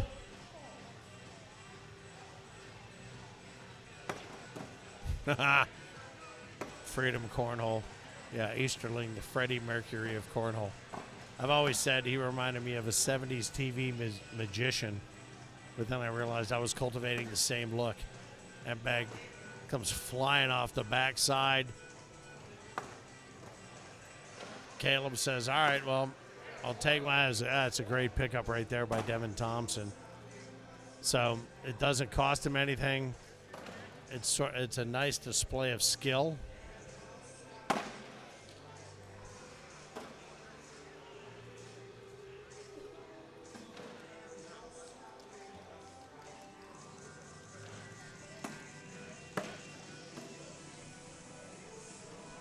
There's a bag for you to contend with there.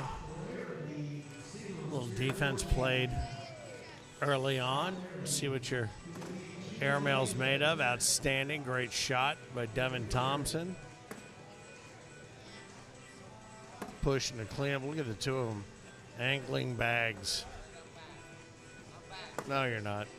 Oh, and Kaleb leaves one up and off to the right. An open opportunity. No, almost. He almost picks up 4, but he's going to take 2.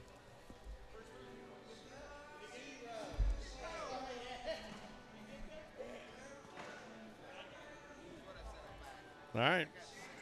We shall see. We shall see.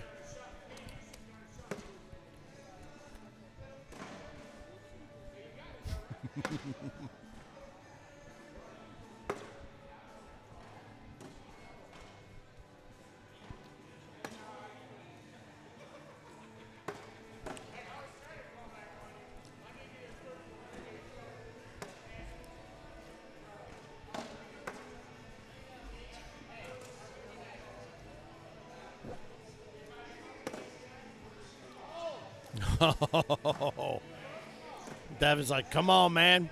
Come on, take mine, take it. That's going to be a 6-on-2. Kaleb Hurt over Devin Thompson. Has the Matt Gammon game started yet? Yeah, it came and went. Sebastian Barger, 21-6 over Matt. So Sebastian right now up 11-0 on Amari Scott. Anthony Frederick is up 4-1 over Scott Harper. That's in the lower half of this reset bracket. Joey, so there you go. What's up, dude? Says, yo, what's up? Threw an emoji that I don't recognize. Somebody holding a spare tire. I'm not sure. And then game over. Anyway, cool. Glad to have you along. Cody Me says, I may be biased, but I hope to see Seabass back in the ship and see an elite bag player winning the King of Cornhole. I can completely understand why you're biased, bud. That's what all the bag makers want. Kaleb enhances his lead without any blue pills, 9-2.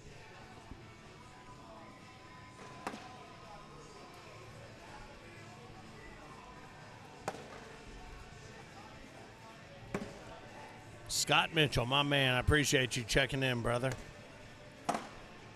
The first person I ever scored a point on in cornhole in a lifetimer tournament. Scored at one. Oh, good shot.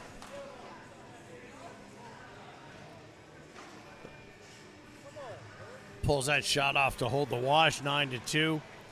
Kaleb Hurt back to Scott Mitchell. Appreciate you, brother. It was years ago in Bradenton. I played in the lifetimer tournament for the first and last time ever. Scored a point, danced around like a dope.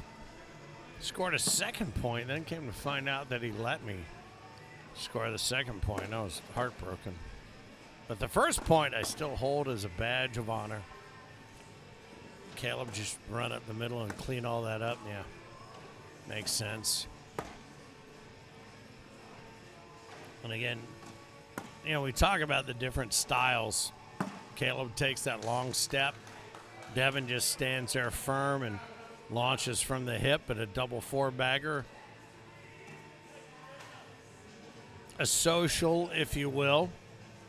Sebastian Barger right now 17-0 over Amari Scott.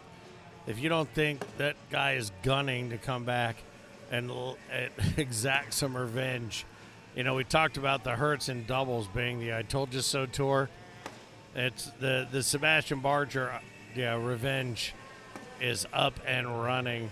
Scott Harper up 16-6 over Anthony Frederick as they continue to work their way through the lower end of this bracket. Now the winner of this game holds the king seat. The loser goes down to face whoever makes their way through that earlier gauntlet. So we have some great games yet still to come. Heinerman says Kaleb Hurt can't not be beaten today. That's almost, I gotta be honest with you, that's almost a Phillip Barnett limb that you've gone out on. Jeez. Corn on the pod. What's up, boys? You would have enjoyed the little tournament me and Craig played at today. Scottish Brewery. Obviously, me and Craig won in the final. Of course you did.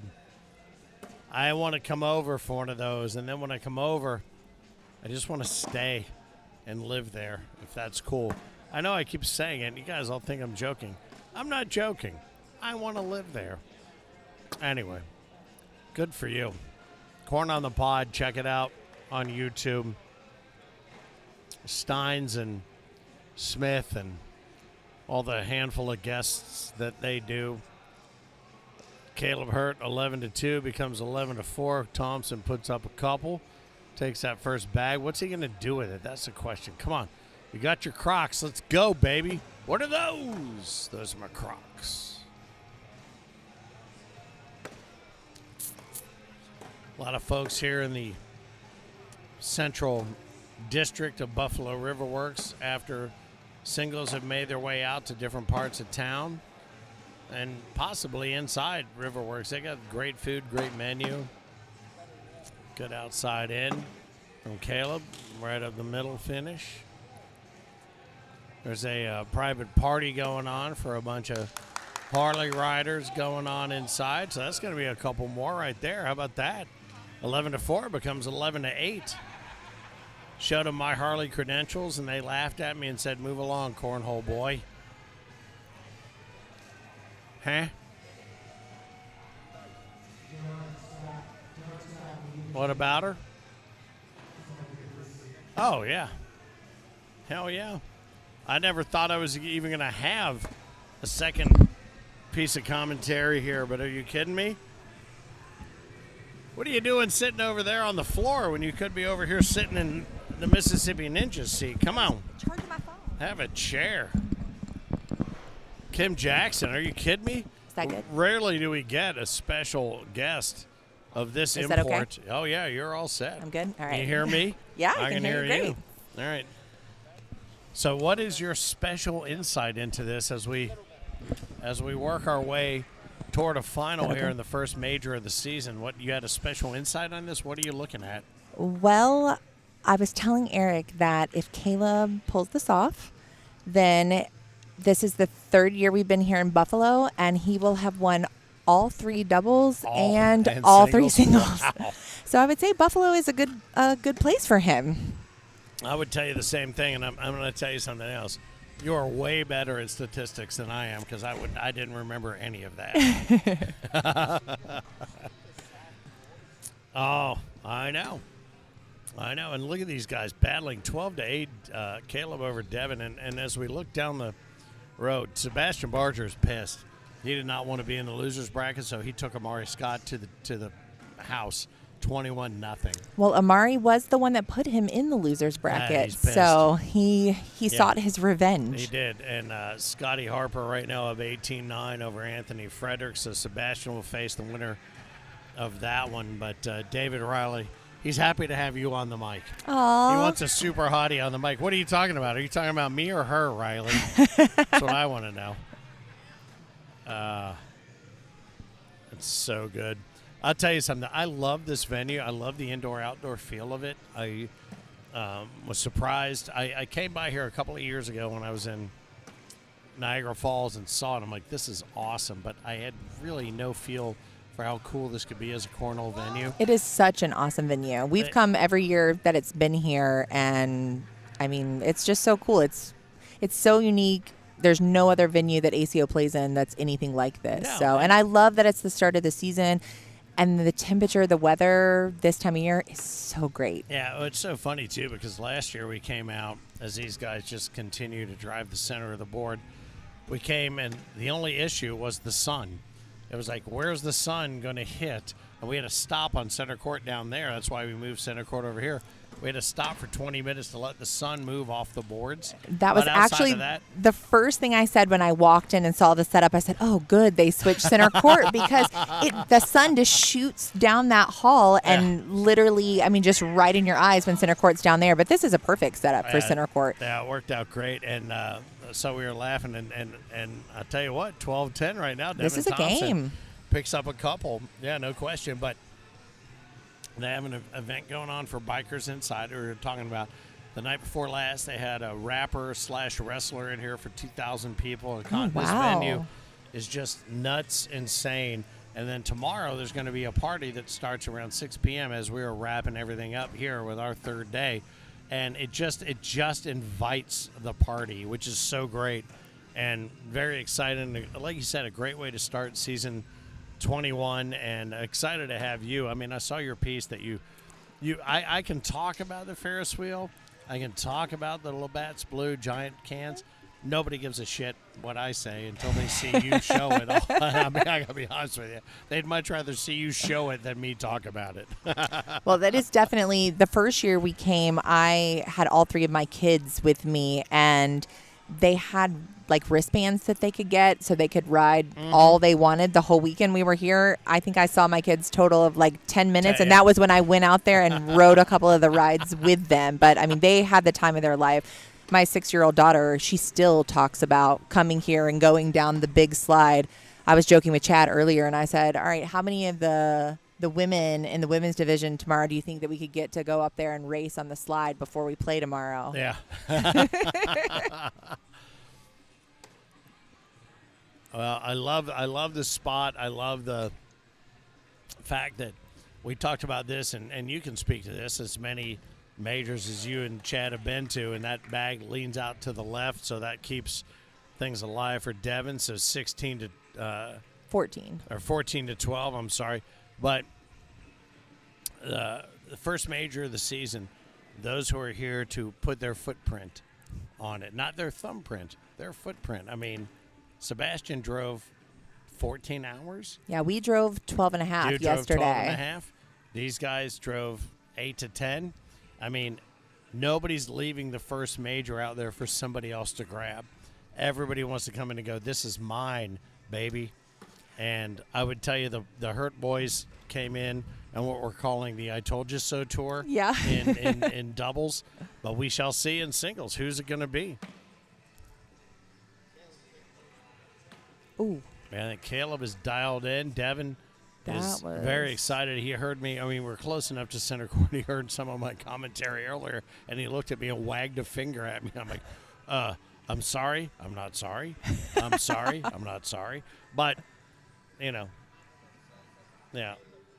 Heinerman says Kaleb wins singles. All right, so there you go. Write it down. I mean, it's hard to bet against the Hertz, especially, like I said, here in Buffalo. Kaleb has pretty much been absolutely dominant. So tomorrow we have juniors, women, seniors, co-ed, and quads. I mean, so talk to me about that. Tell me a little bit about where your head's at as far as, I mean, we ran last night the big blind draw. A little bit of a shake-up in the schedule, 3-day holiday weekend. I think it gives folks a little bit more energy today to compete in doubles and singles. But moving all that to tomorrow, where does that put your head? It'll be interesting. The only other time I guess I've played that format was when we had to do the switch in Branson, where we did correct. Everything kind of went. Everything flip-flopped, kind of like it is here. For me, it's weird because, I mean, last year I went to 21 majors, and I mean that was only a couple months ago. Right. And last year, or four, as we like to call it, 4 weeks ago. Exactly. And so it's funny. I was telling Chad, I said that it's weird coming in that this is the first major, and I had all of these nerves today, and it's weird because I'm like, I shouldn't be nervous. I've done this enough at this point, but I guess it's just the whole thing of it being the first major and, the start of the new season. And so there's a little, pressure, I guess, that I put on myself kind of in the back of my mind. Yeah. But see, normally I had that, women's co-ed, quads, blind draw kind of warm up to kind of ease those nerves going into doubles and singles. And so, I mean, I haven't thrown a bag since World. I mean, besides at our house, but I haven't played in a tournament. And so it was definitely, I would say, some growing pains today as far as how I played, even though somehow I still ended up 7th in singles, which is mind-blowing to me because I probably threw my lowest PPR I've thrown in 2 years. But, sometimes it's just like that. But I just told myself I wasn't going to get frustrated because so much of, the little bit of the elements of, the little bit of the wind and the sun and one board was playing faster than the other. And, I mean, there's all the different million excuses that I can have for, why I was very inconsistent today. But it's still fun. Like, I mean, even though, I was getting a little bit frustrated with stuff, it's still, I love this venue. It's just, it has such a great energy. Yeah. We will always, anytime that Buffalo has a major, we will always be here for it. No, it's great because there's so many. Oh, what a shot! That was nasty. Wow. So, but we've talked about too, and Kaleb again, just like Isaac, the master of moving bags where he wants them for later use. But that's a nice pickup right there. So 16 becomes 18-14, or 18-12 becomes 18-14. There we go. So. But to your point, you come in here, you see a lot of people, and especially when we get up into the Northeast, we're seeing names and games we don't recognize, that we're not 100% familiar with. And we talked about this, the Worlds in Tulsa.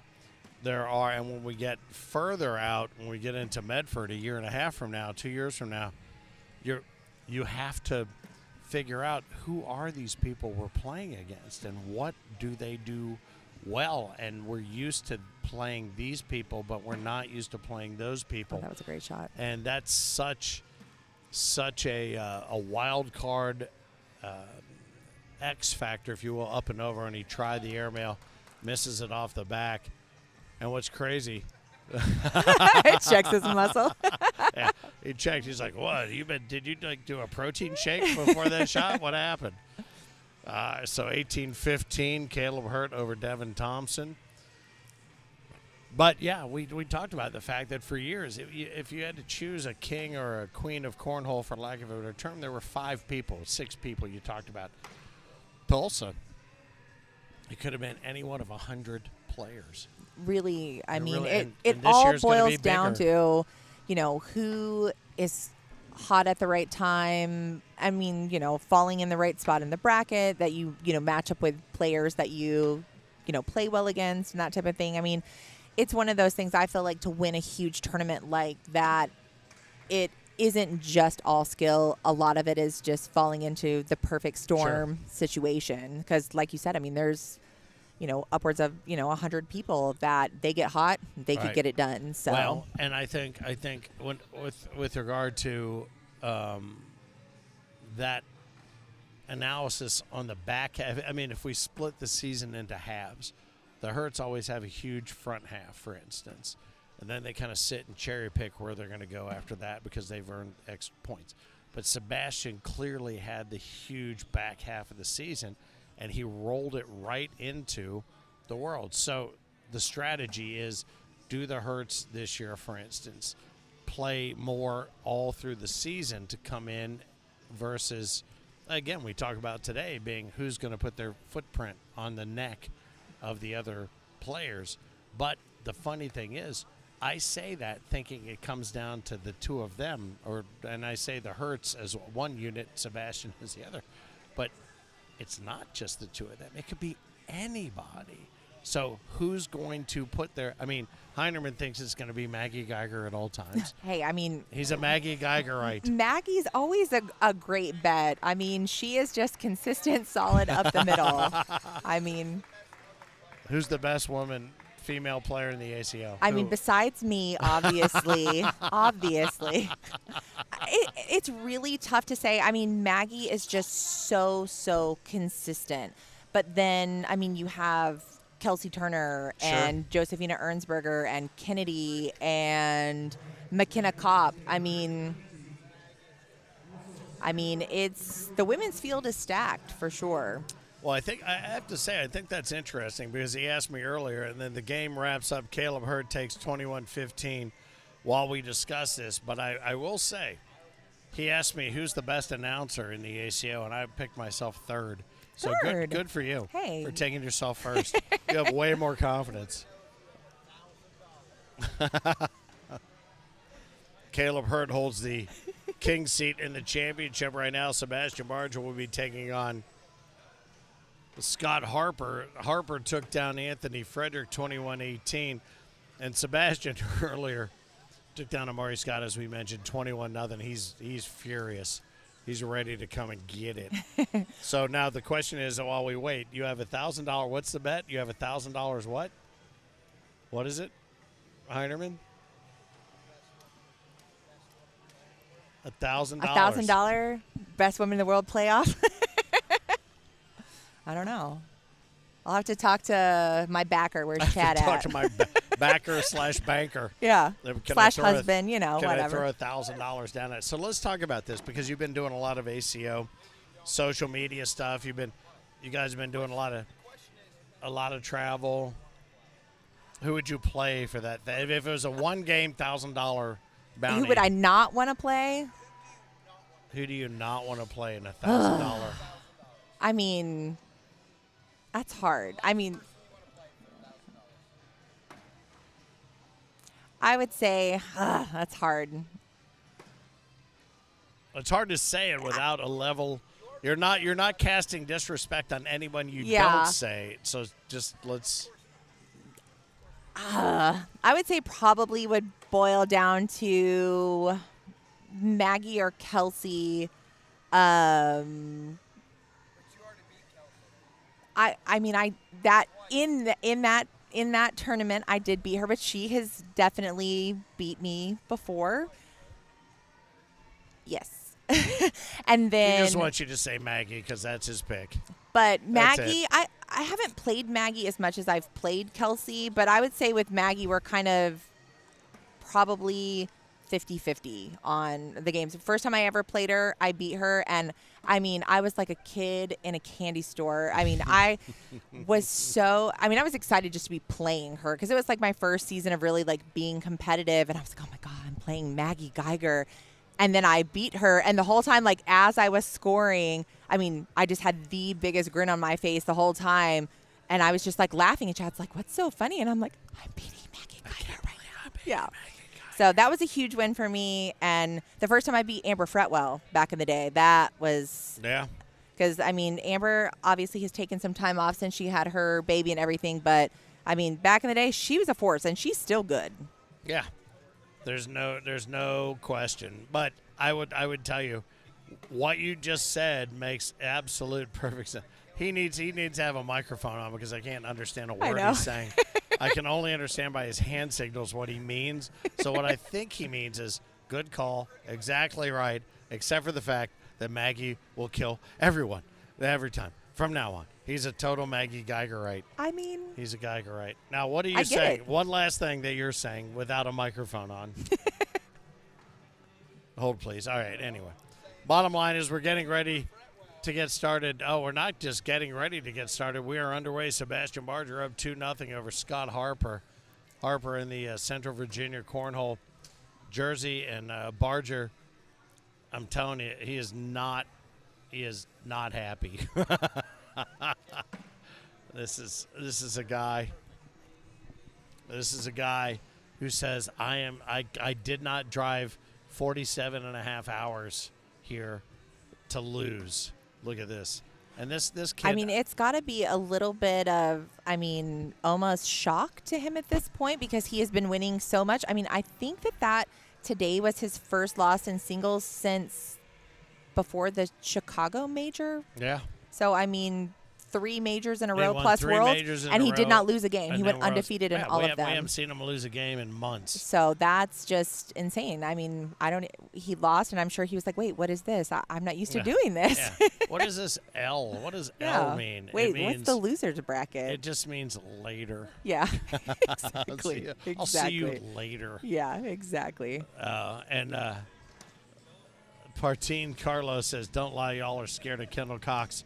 No, Kendall. We're all scared of Kendall Cox. That's an absolute fact. Actually, I met Kendall for the first time. First time I ever saw her play was last year here in Buffalo, and I played against her in doubles, and she wore me out. And I was like, who is this little kid? And she was playing so confident. Smoked it. Yeah, and I joke with her all the time that she's my nemesis because she'll have a game where she'll throw. Oh. That was nasty. It's crazy. Yeah. That much. Yeah, there tiny, was this much little space, bit of hole. and he laid it in. Scott is one of those players that I feel like a lot of people don't necessarily know who he is, but he plays like I feel like he always has big showings up in this area. Sure. I guess that's where he comes in Sure. plays. So like Buffalo, like last year in Atlantic City, he made a pretty good run in singles there, but Scott's a really great player that I feel like, a lot of people don't know who he is. He's a good dude. He's one of those guys that no matter win or lose, you can't tell. His emotion is flat. He's happy all the time. I love it. And he can put you off with that. It's just, look at that. Oh wow, great bag. Sweet bag. So you mentioned a couple of upcoming majors. No, Atlantic City, I'll be there.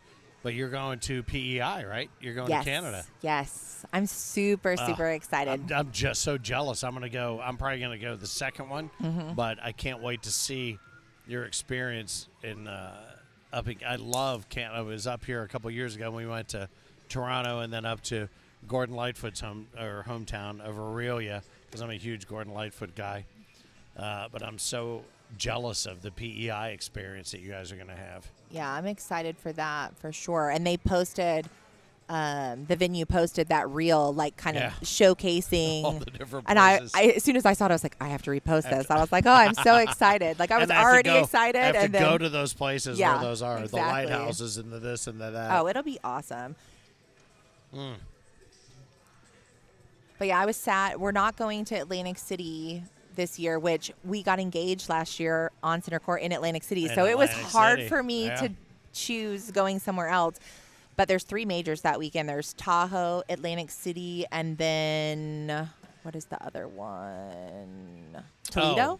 Toledo, yeah. So basically I priced all 3 and I got the deal of a century to go to Tahoe, so we're going to Tahoe. Have you never been to Tahoe? No, I've never been, so I'm very, very excited. Well, you did Medford, right? Did you do Medford? Yes, I've been to every Did you go to Medford. Crater Lake? We did not. We have not gotten to go to Crater Lake well, here's yet. what I'm going to tell you. When you go to Tahoe, as these guys calculate what's happening now and Sebastian picks up a penny 15-0 on Scott. Wow.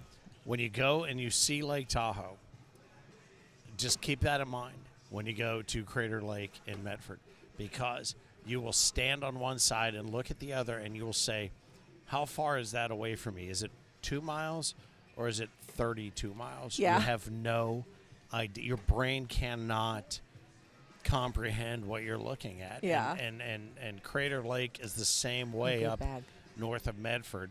Now, Tahoe does not have Becky's Pies, which I keep hearing about these pies, and which Medford does. Definitely want to go to the pie place next time. Which, of course, the first Medford falls on the same weekend as Albertville, which Albertville in Alabama is a new major this year, and it is 35 minutes from my house. So I'm it's like, a great venue. You gotta go. No, it is definitely a great venue. It'll be a great event for sure. And if there was only one Oregon, maybe I would have to go to Oregon because I just love it out there. Yeah. But since there's a second one at the end of January, we'll go to Albertville, and then we'll go to Oregon in January. And now I would tell again. you, the second one, I've been to the first one because we have 2 each year. Mm-hmm. The second one is a whole different experience because you're dealing with snowfall and so on and so forth. But 85 wineries, Crater Lake, so much. I mean, you're an hour from the Redwoods, everything in Medford.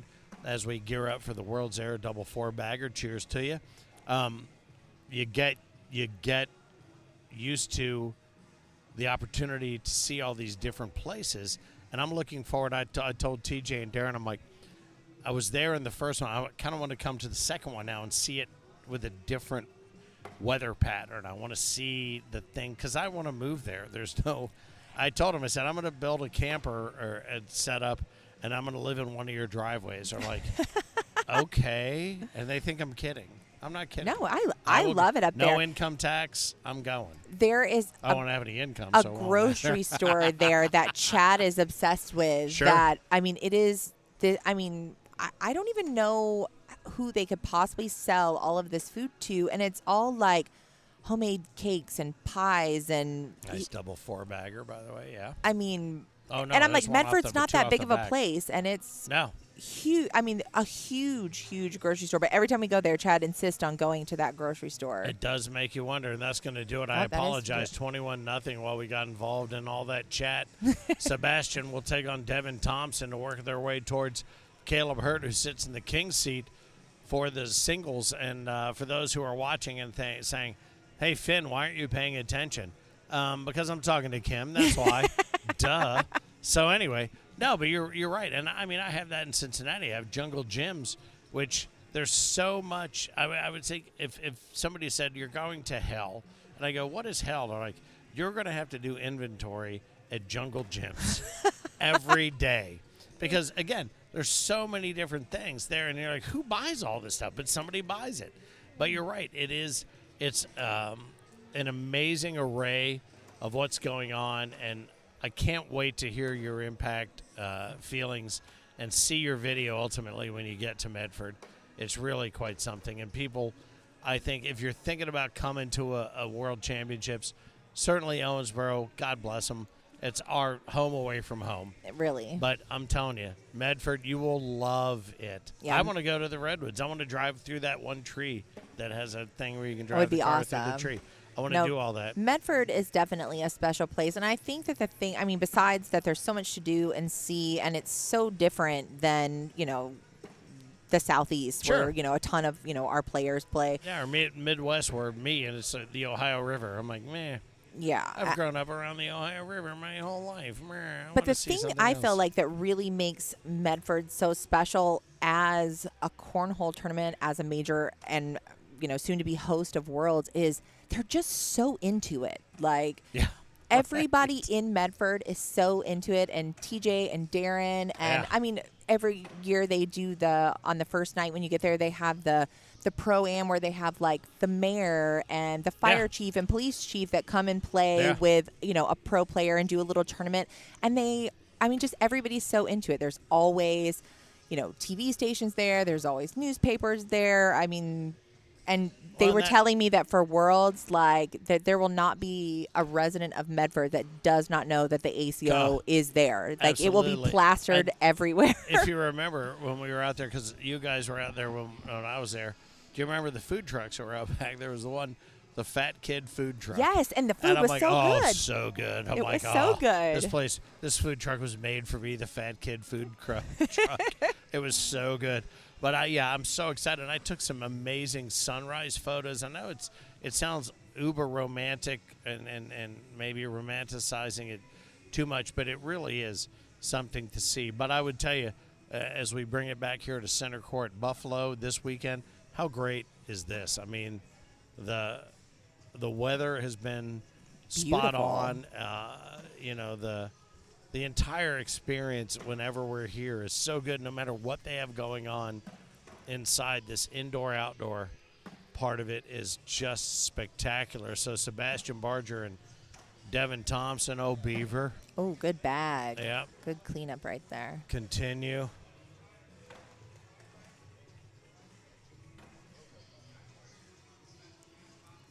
I just think it's exciting to see with the Buffalo Major. Like I said, we've come to all three that have been here to see the growth. Yeah. Like from the first year to the second year to then this year, multiple brackets in singles and having, a top 8 championship.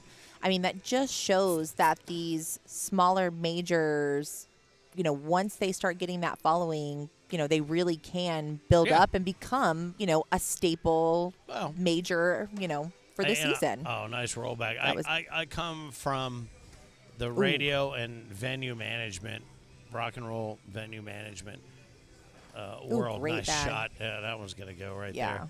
It's just a matter of Oh, yeah. beans. Yeah.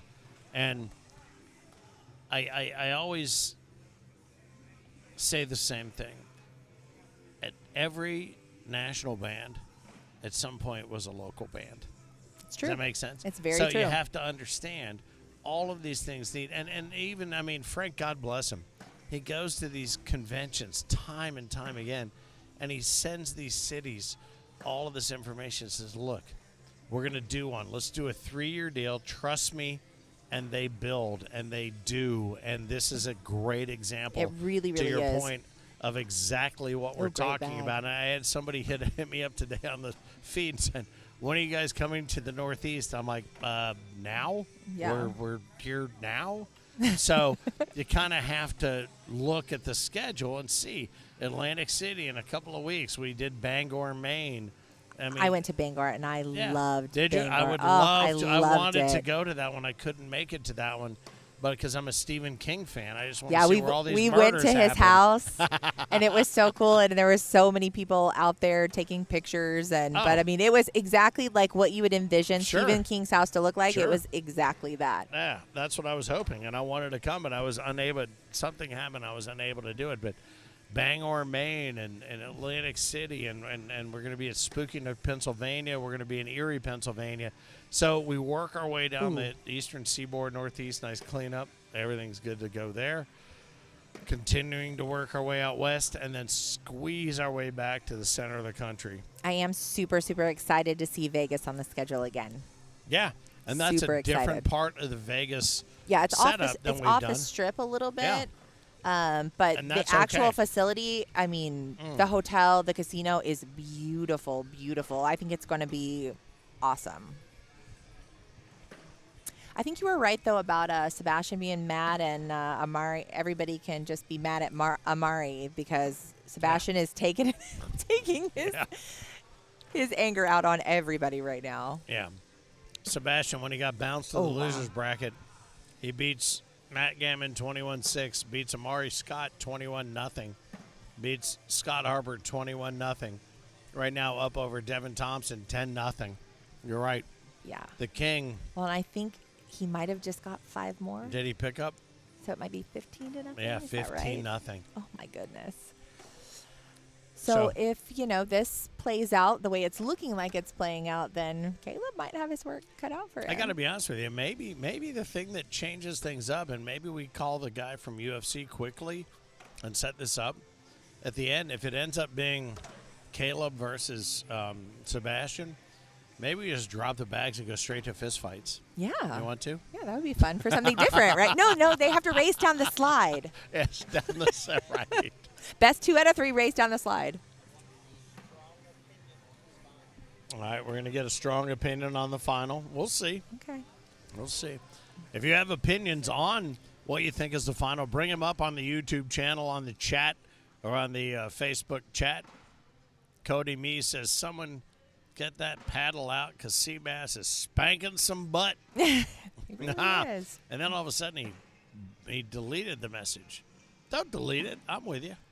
I got you. There's a lot of I will say Patrick Barger might be the most active Facebook poster of anyone I've ever met. Look at that. And then Sebastian continues to just bounce his bag up and over. There's wow. It's insane. I know, right? That's just crazy. Devin says. Devin was telling Sebastian he was number 1. Tater, yeah. Yeah, let's touch some knuckles, and we'll run it off the backside. Nicely done. Wow. That was a dominant performance there. And honestly, that's what we've pretty much come to know of Sebastian lately is he is just playing dominant cornhole. And I mean, like I said, when I saw him in the losers bracket today, I mean, I was actually in shock. I mean, I knew obviously eventually he was going to have to lose. Yeah. But still, I mean, he is just. I got to be honest with you though. Here is a battle between two people who are so allergic to losing that they can't franking stand it. So, right now, Kaleb Hurt is going to stand shoulder to shoulder. His younger brother is a King of Cornhole. By many accounts, he should have been a King of Cornhole by now. He stands shoulder to shoulder with the current King of Cornhole. The question becomes, is this the battle that will be fought during the entire season 21, or will there be a new name, a new game, and a new face in that race? So, Kim Jackson, if you will, if you want to, you want to stay close for the you want to stay here for this? Yeah, I can. All right, you don't have any place to be. I'm going to tell you right now, this is a matchup that if we could have set in the middle of last season, let's say around the Super Major, and said we're going to have an exhibition match between these two guys, it's going to be a best of 3, we'd still be here. We'd still be playing that match. So the question becomes, who is going to take it? It's Kaleb Hurt in the championship of World Singles for the first major of season 21. He needs to be double-dipped. Sebastian Barger, the reigning King of Cornhole, is now in a position where he has to double-dip. What are your pick? Who do you pick? He wants a hard pick right now. Okay, I'm going to go with Kaleb, even though it's hard to go against Sebastian because, like I said, he has been so dominant, but I just feel like Buffalo is Caleb's place, so I think he's going to get it done. All right, very good. And there you have it. You have her hard pick. She's taking Kaleb. Hard pick. Kaleb. Hard pick. Hard pick, Kaleb. Hers. What's yours? Kaleb. Oh, he says Kaleb easily. There you go, Patrick. There you go. Heinerman says Kaleb I definitely easily. wouldn't say easily for sure. So, I think if he does get it, Sebastian is going to make him work for it. All right. So here's the beauty of this. Because you've said what you've both said, I get to say what I'm about to say. I think I just want a good game. Well, I think that we're probably pretty safe there. Cody Me says, yeah, I am. I'm doing it because we're roommates, so we're going to fist fight later. Oh, so you guys are going to have the fight later. Oh, yeah. It'll be he and I.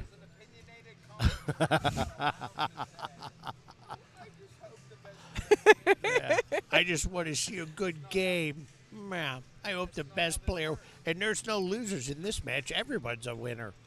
All right, so anyway, Cody Me says Seabass 21-6, 21-18, looking for the double dip. It is a double dip scenario where Kaleb Hurt finds himself in the king's seat, and these guys are up and underway, throwing those big D bags, both of them, both of the Hurts. I thought he was throwing those because of No, he is actually on Big D's team Yeah, now. I thought he was so. throwing him because of Isaac, but in doubles. But yeah, No, he is officially Look a at that. member of Big D now. So, which that was one thing I was interested to see, how he was going to adjust. But I mean, really, when it boils down to it, I mean, it's Kaleb hurt. Yeah. He could throw a Well, washcloth up there, yeah. and We talk about this all the time. It's Yeah. like, I love all of our bag manufacturers. I love this speed, that speed, this blip, blip, bleep, bloop, bleep, blap, blap. Bottom line is, if you're a great player, you can throw a bag full of cow dung at a 1 pound true. and win the game. And so, and I say that, I don't say that to disparage anyone. Oh I wow, that say was a great shot. Yeah, I say that to kind of encourage our bag makers to find those players that they think could throw anything that they throw at them to kill it. Oh, great bag! Look at that roll bag. A Fortnite says, "Good luck, Sebastian. Love you." People love you. Don't you love that when people love you? I mean, yeah. Yeah, sure. I'm waiting on that day. Ooh, See good about bag. It's just insane. This cartwheel bag that he throws. So good. Insane, up and over the top. And now they're tied up 2-2. Yep. It's a battle. Deuces.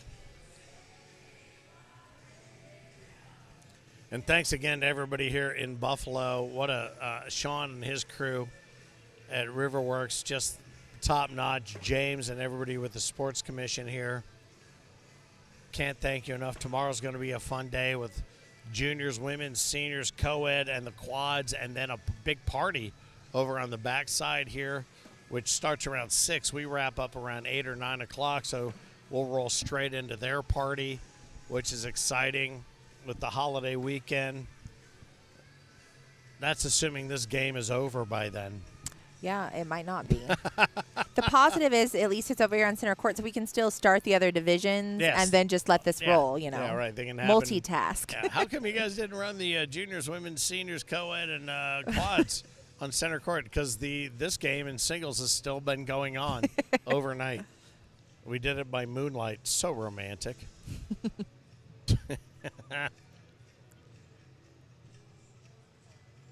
A little Metallica in the background. Later we'll be cited for using that. Whatever.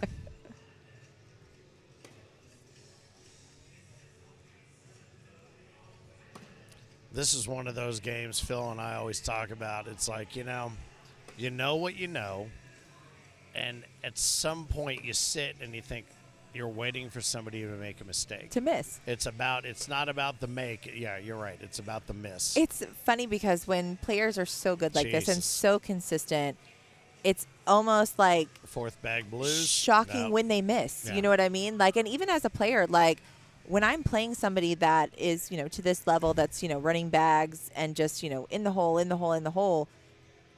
and they do finally miss, I almost have to like collect myself sometimes, or Yeah, so I'm you don't missing right match behind their them. miss. Yeah, you Exactly, don't because match it's like, their miss.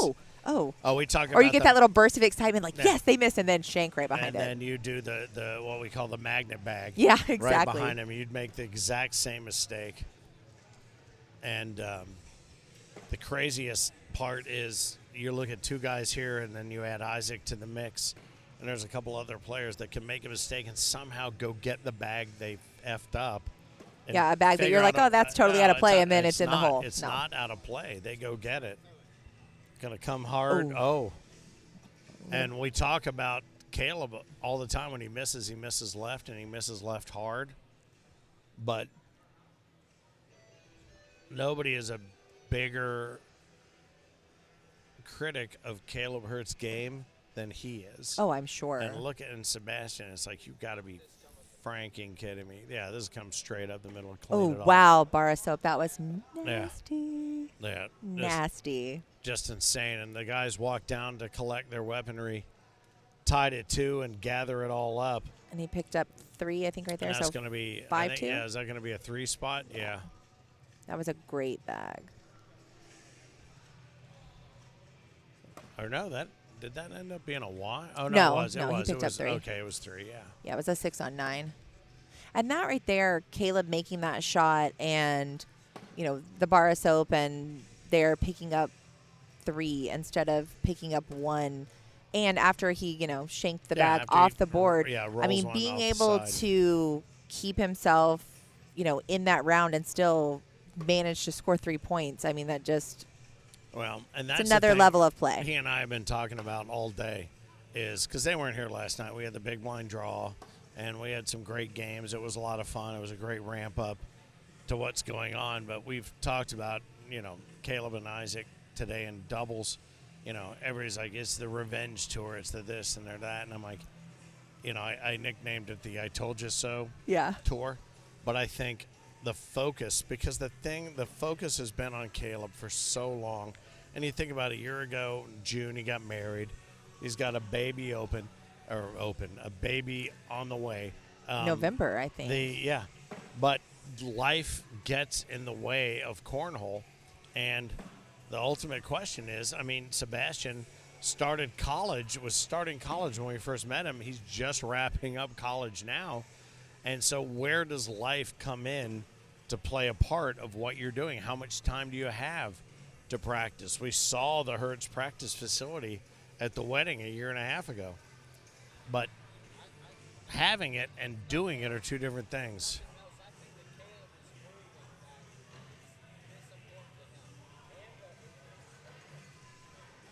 Well, Kaleb, I think, is tired of hearing about how he should be the guy. And now he has an entire group of bikers from the event that's going on next door, so he better win. They're all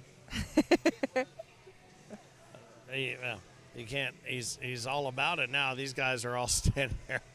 They're all. This is honest to God. This is a Harley bikers group that came together and played in the next room, and now they're all standing over here watching. They have their leather vests. I have one of those with all the patches. You should have worn it. I didn't know this was happening. I would have worn it. I would have been beaten in the face like a poser. All right, Becky Johnson, love you, Sebastian. Hart, love you more. Everything's coming in on Facebook and on the YouTube channel. But right now, Kaleb Hurt holds a 9-2 lead. Oh, wow. That was a very uncharacteristic mistake right there. Yeah.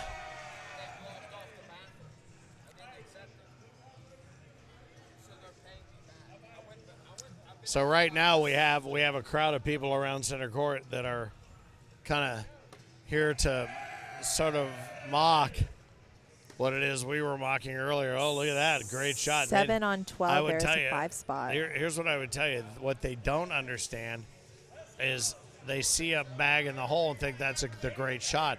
What they don't see is the bag that takes 2 in the hole and understand that to be the great shot. But I would tell you this.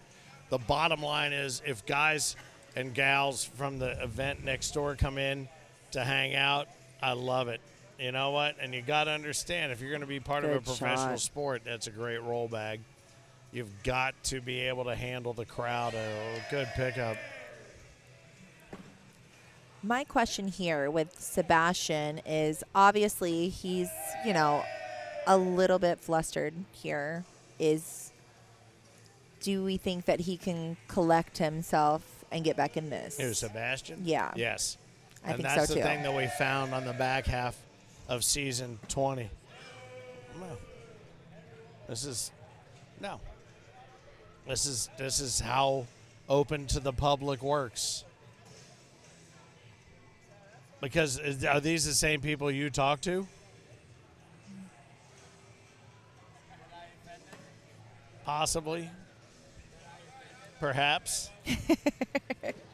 Look, the bottom line is when you're playing in any sort of event or tournament, you have got to be available.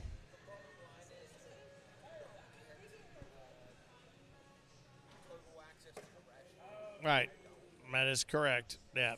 So the bottom line is, here's the deal. If you're, and to your point, Kim, if you're that franking good, then you're that good. And here's how that works. All right, so now Kaleb and Sebastian have got to bring their A game. That's one. See, now here's the funny thing. Nobody cheered because no one understood what that just meant.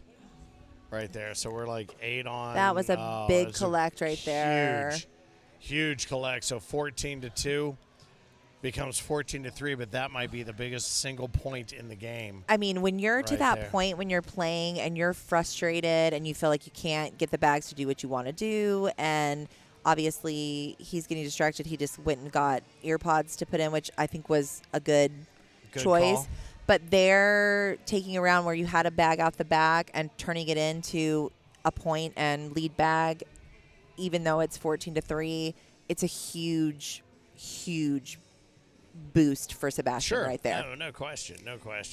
And to your question earlier about can he come back and do that, absolutely. We've seen him do it time and time again. Yep. Now, that said, Kaleb is the guy that's so many. I mean, you watch little kids, they pattern their throw, they pattern their approach to the game off of his. And so many other pros do. But what a great, great stroke. And so that's going to be, and what we're getting from the crowd, it'll die down to a degree, but he left one off to the left side, which is what he does when he makes a mistake. And typically, and again, that was a big break for Sebastian because that would have been 16-3. He loses first bag there. It turns into a wash. We're still where we were at, and he still has first bag, which I feel like for him right now is important. Is key.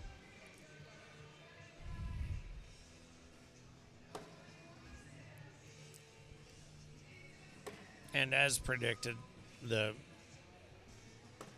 group that has decided to come in and make themselves known have turned in on themselves.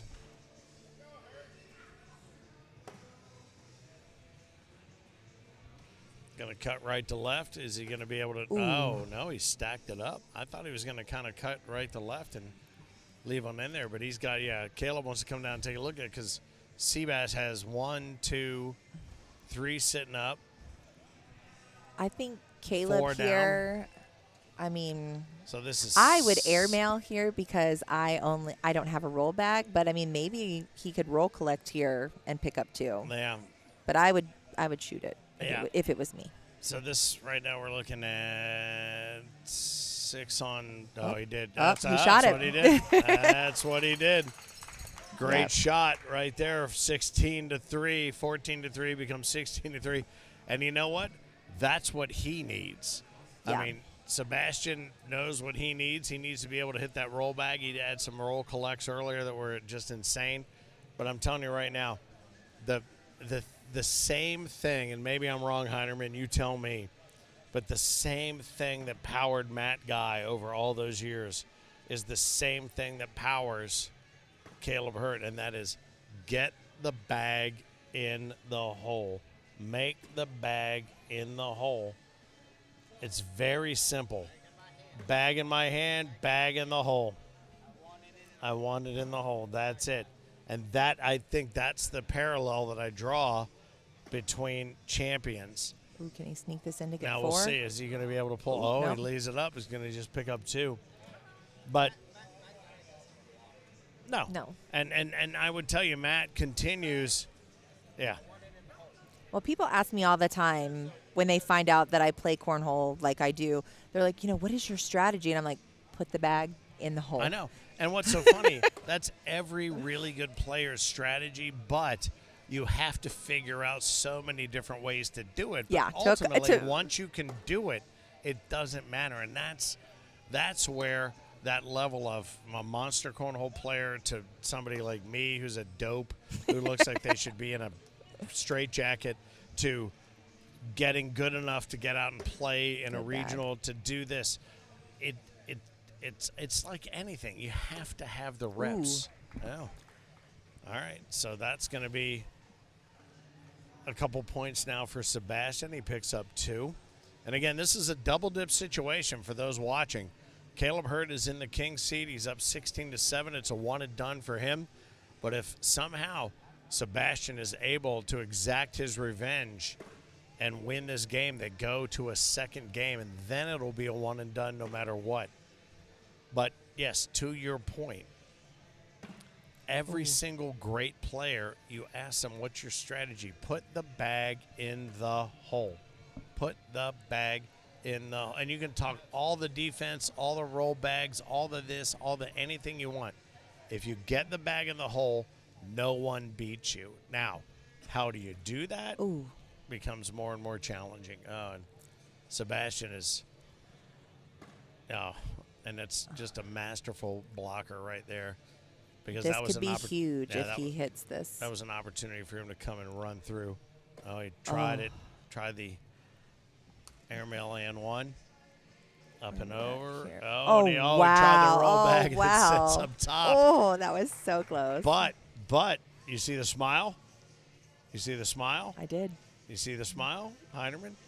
I talked to Becky about that earlier. I said, you guys, you don't smile the way you used to. And he says, well, you win when you smile when you win. I said, well, you also can play mad. I am not one of those players. No. If I get mad or frustrated, You're I done. might as well just It's pack over. it up and move along. Now, some players, like you said earlier, Sebastian was fired up, and Sebastian was, he played on, a whole nother level. I just look mad. I'm not actually mad. I'm mad.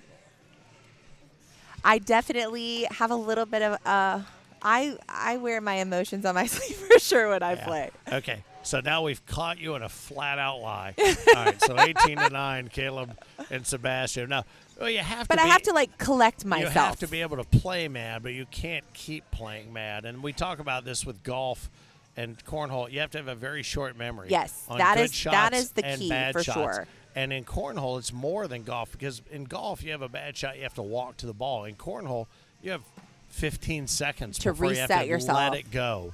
Yep. And so cornhole, by virtue of my math, is greater than golf. Hey, I like it.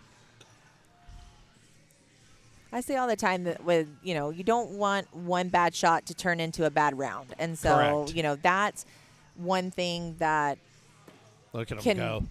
Look at this. Fourth bag blues, no such thing.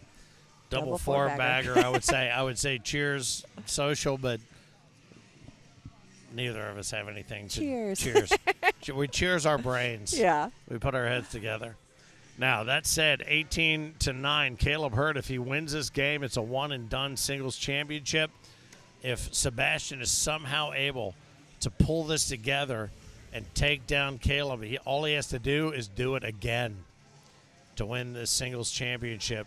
Kaleb and Isaac win doubles, so revenge is on the mind of one Sebastian Seabass Barger, the reigning king of cornhole. Kaleb says, I'll take that middle if you're going to give it to me, and I'm going to bully your bag out of the way. Sebastian says, all right, I'm going to do what I can to minimize the damage. Only puts Kaleb on 20 if he can put this in the middle, and he does. 20-9. 20. All right, I see you eyeballing Sebastian as he walks down. What are you reading?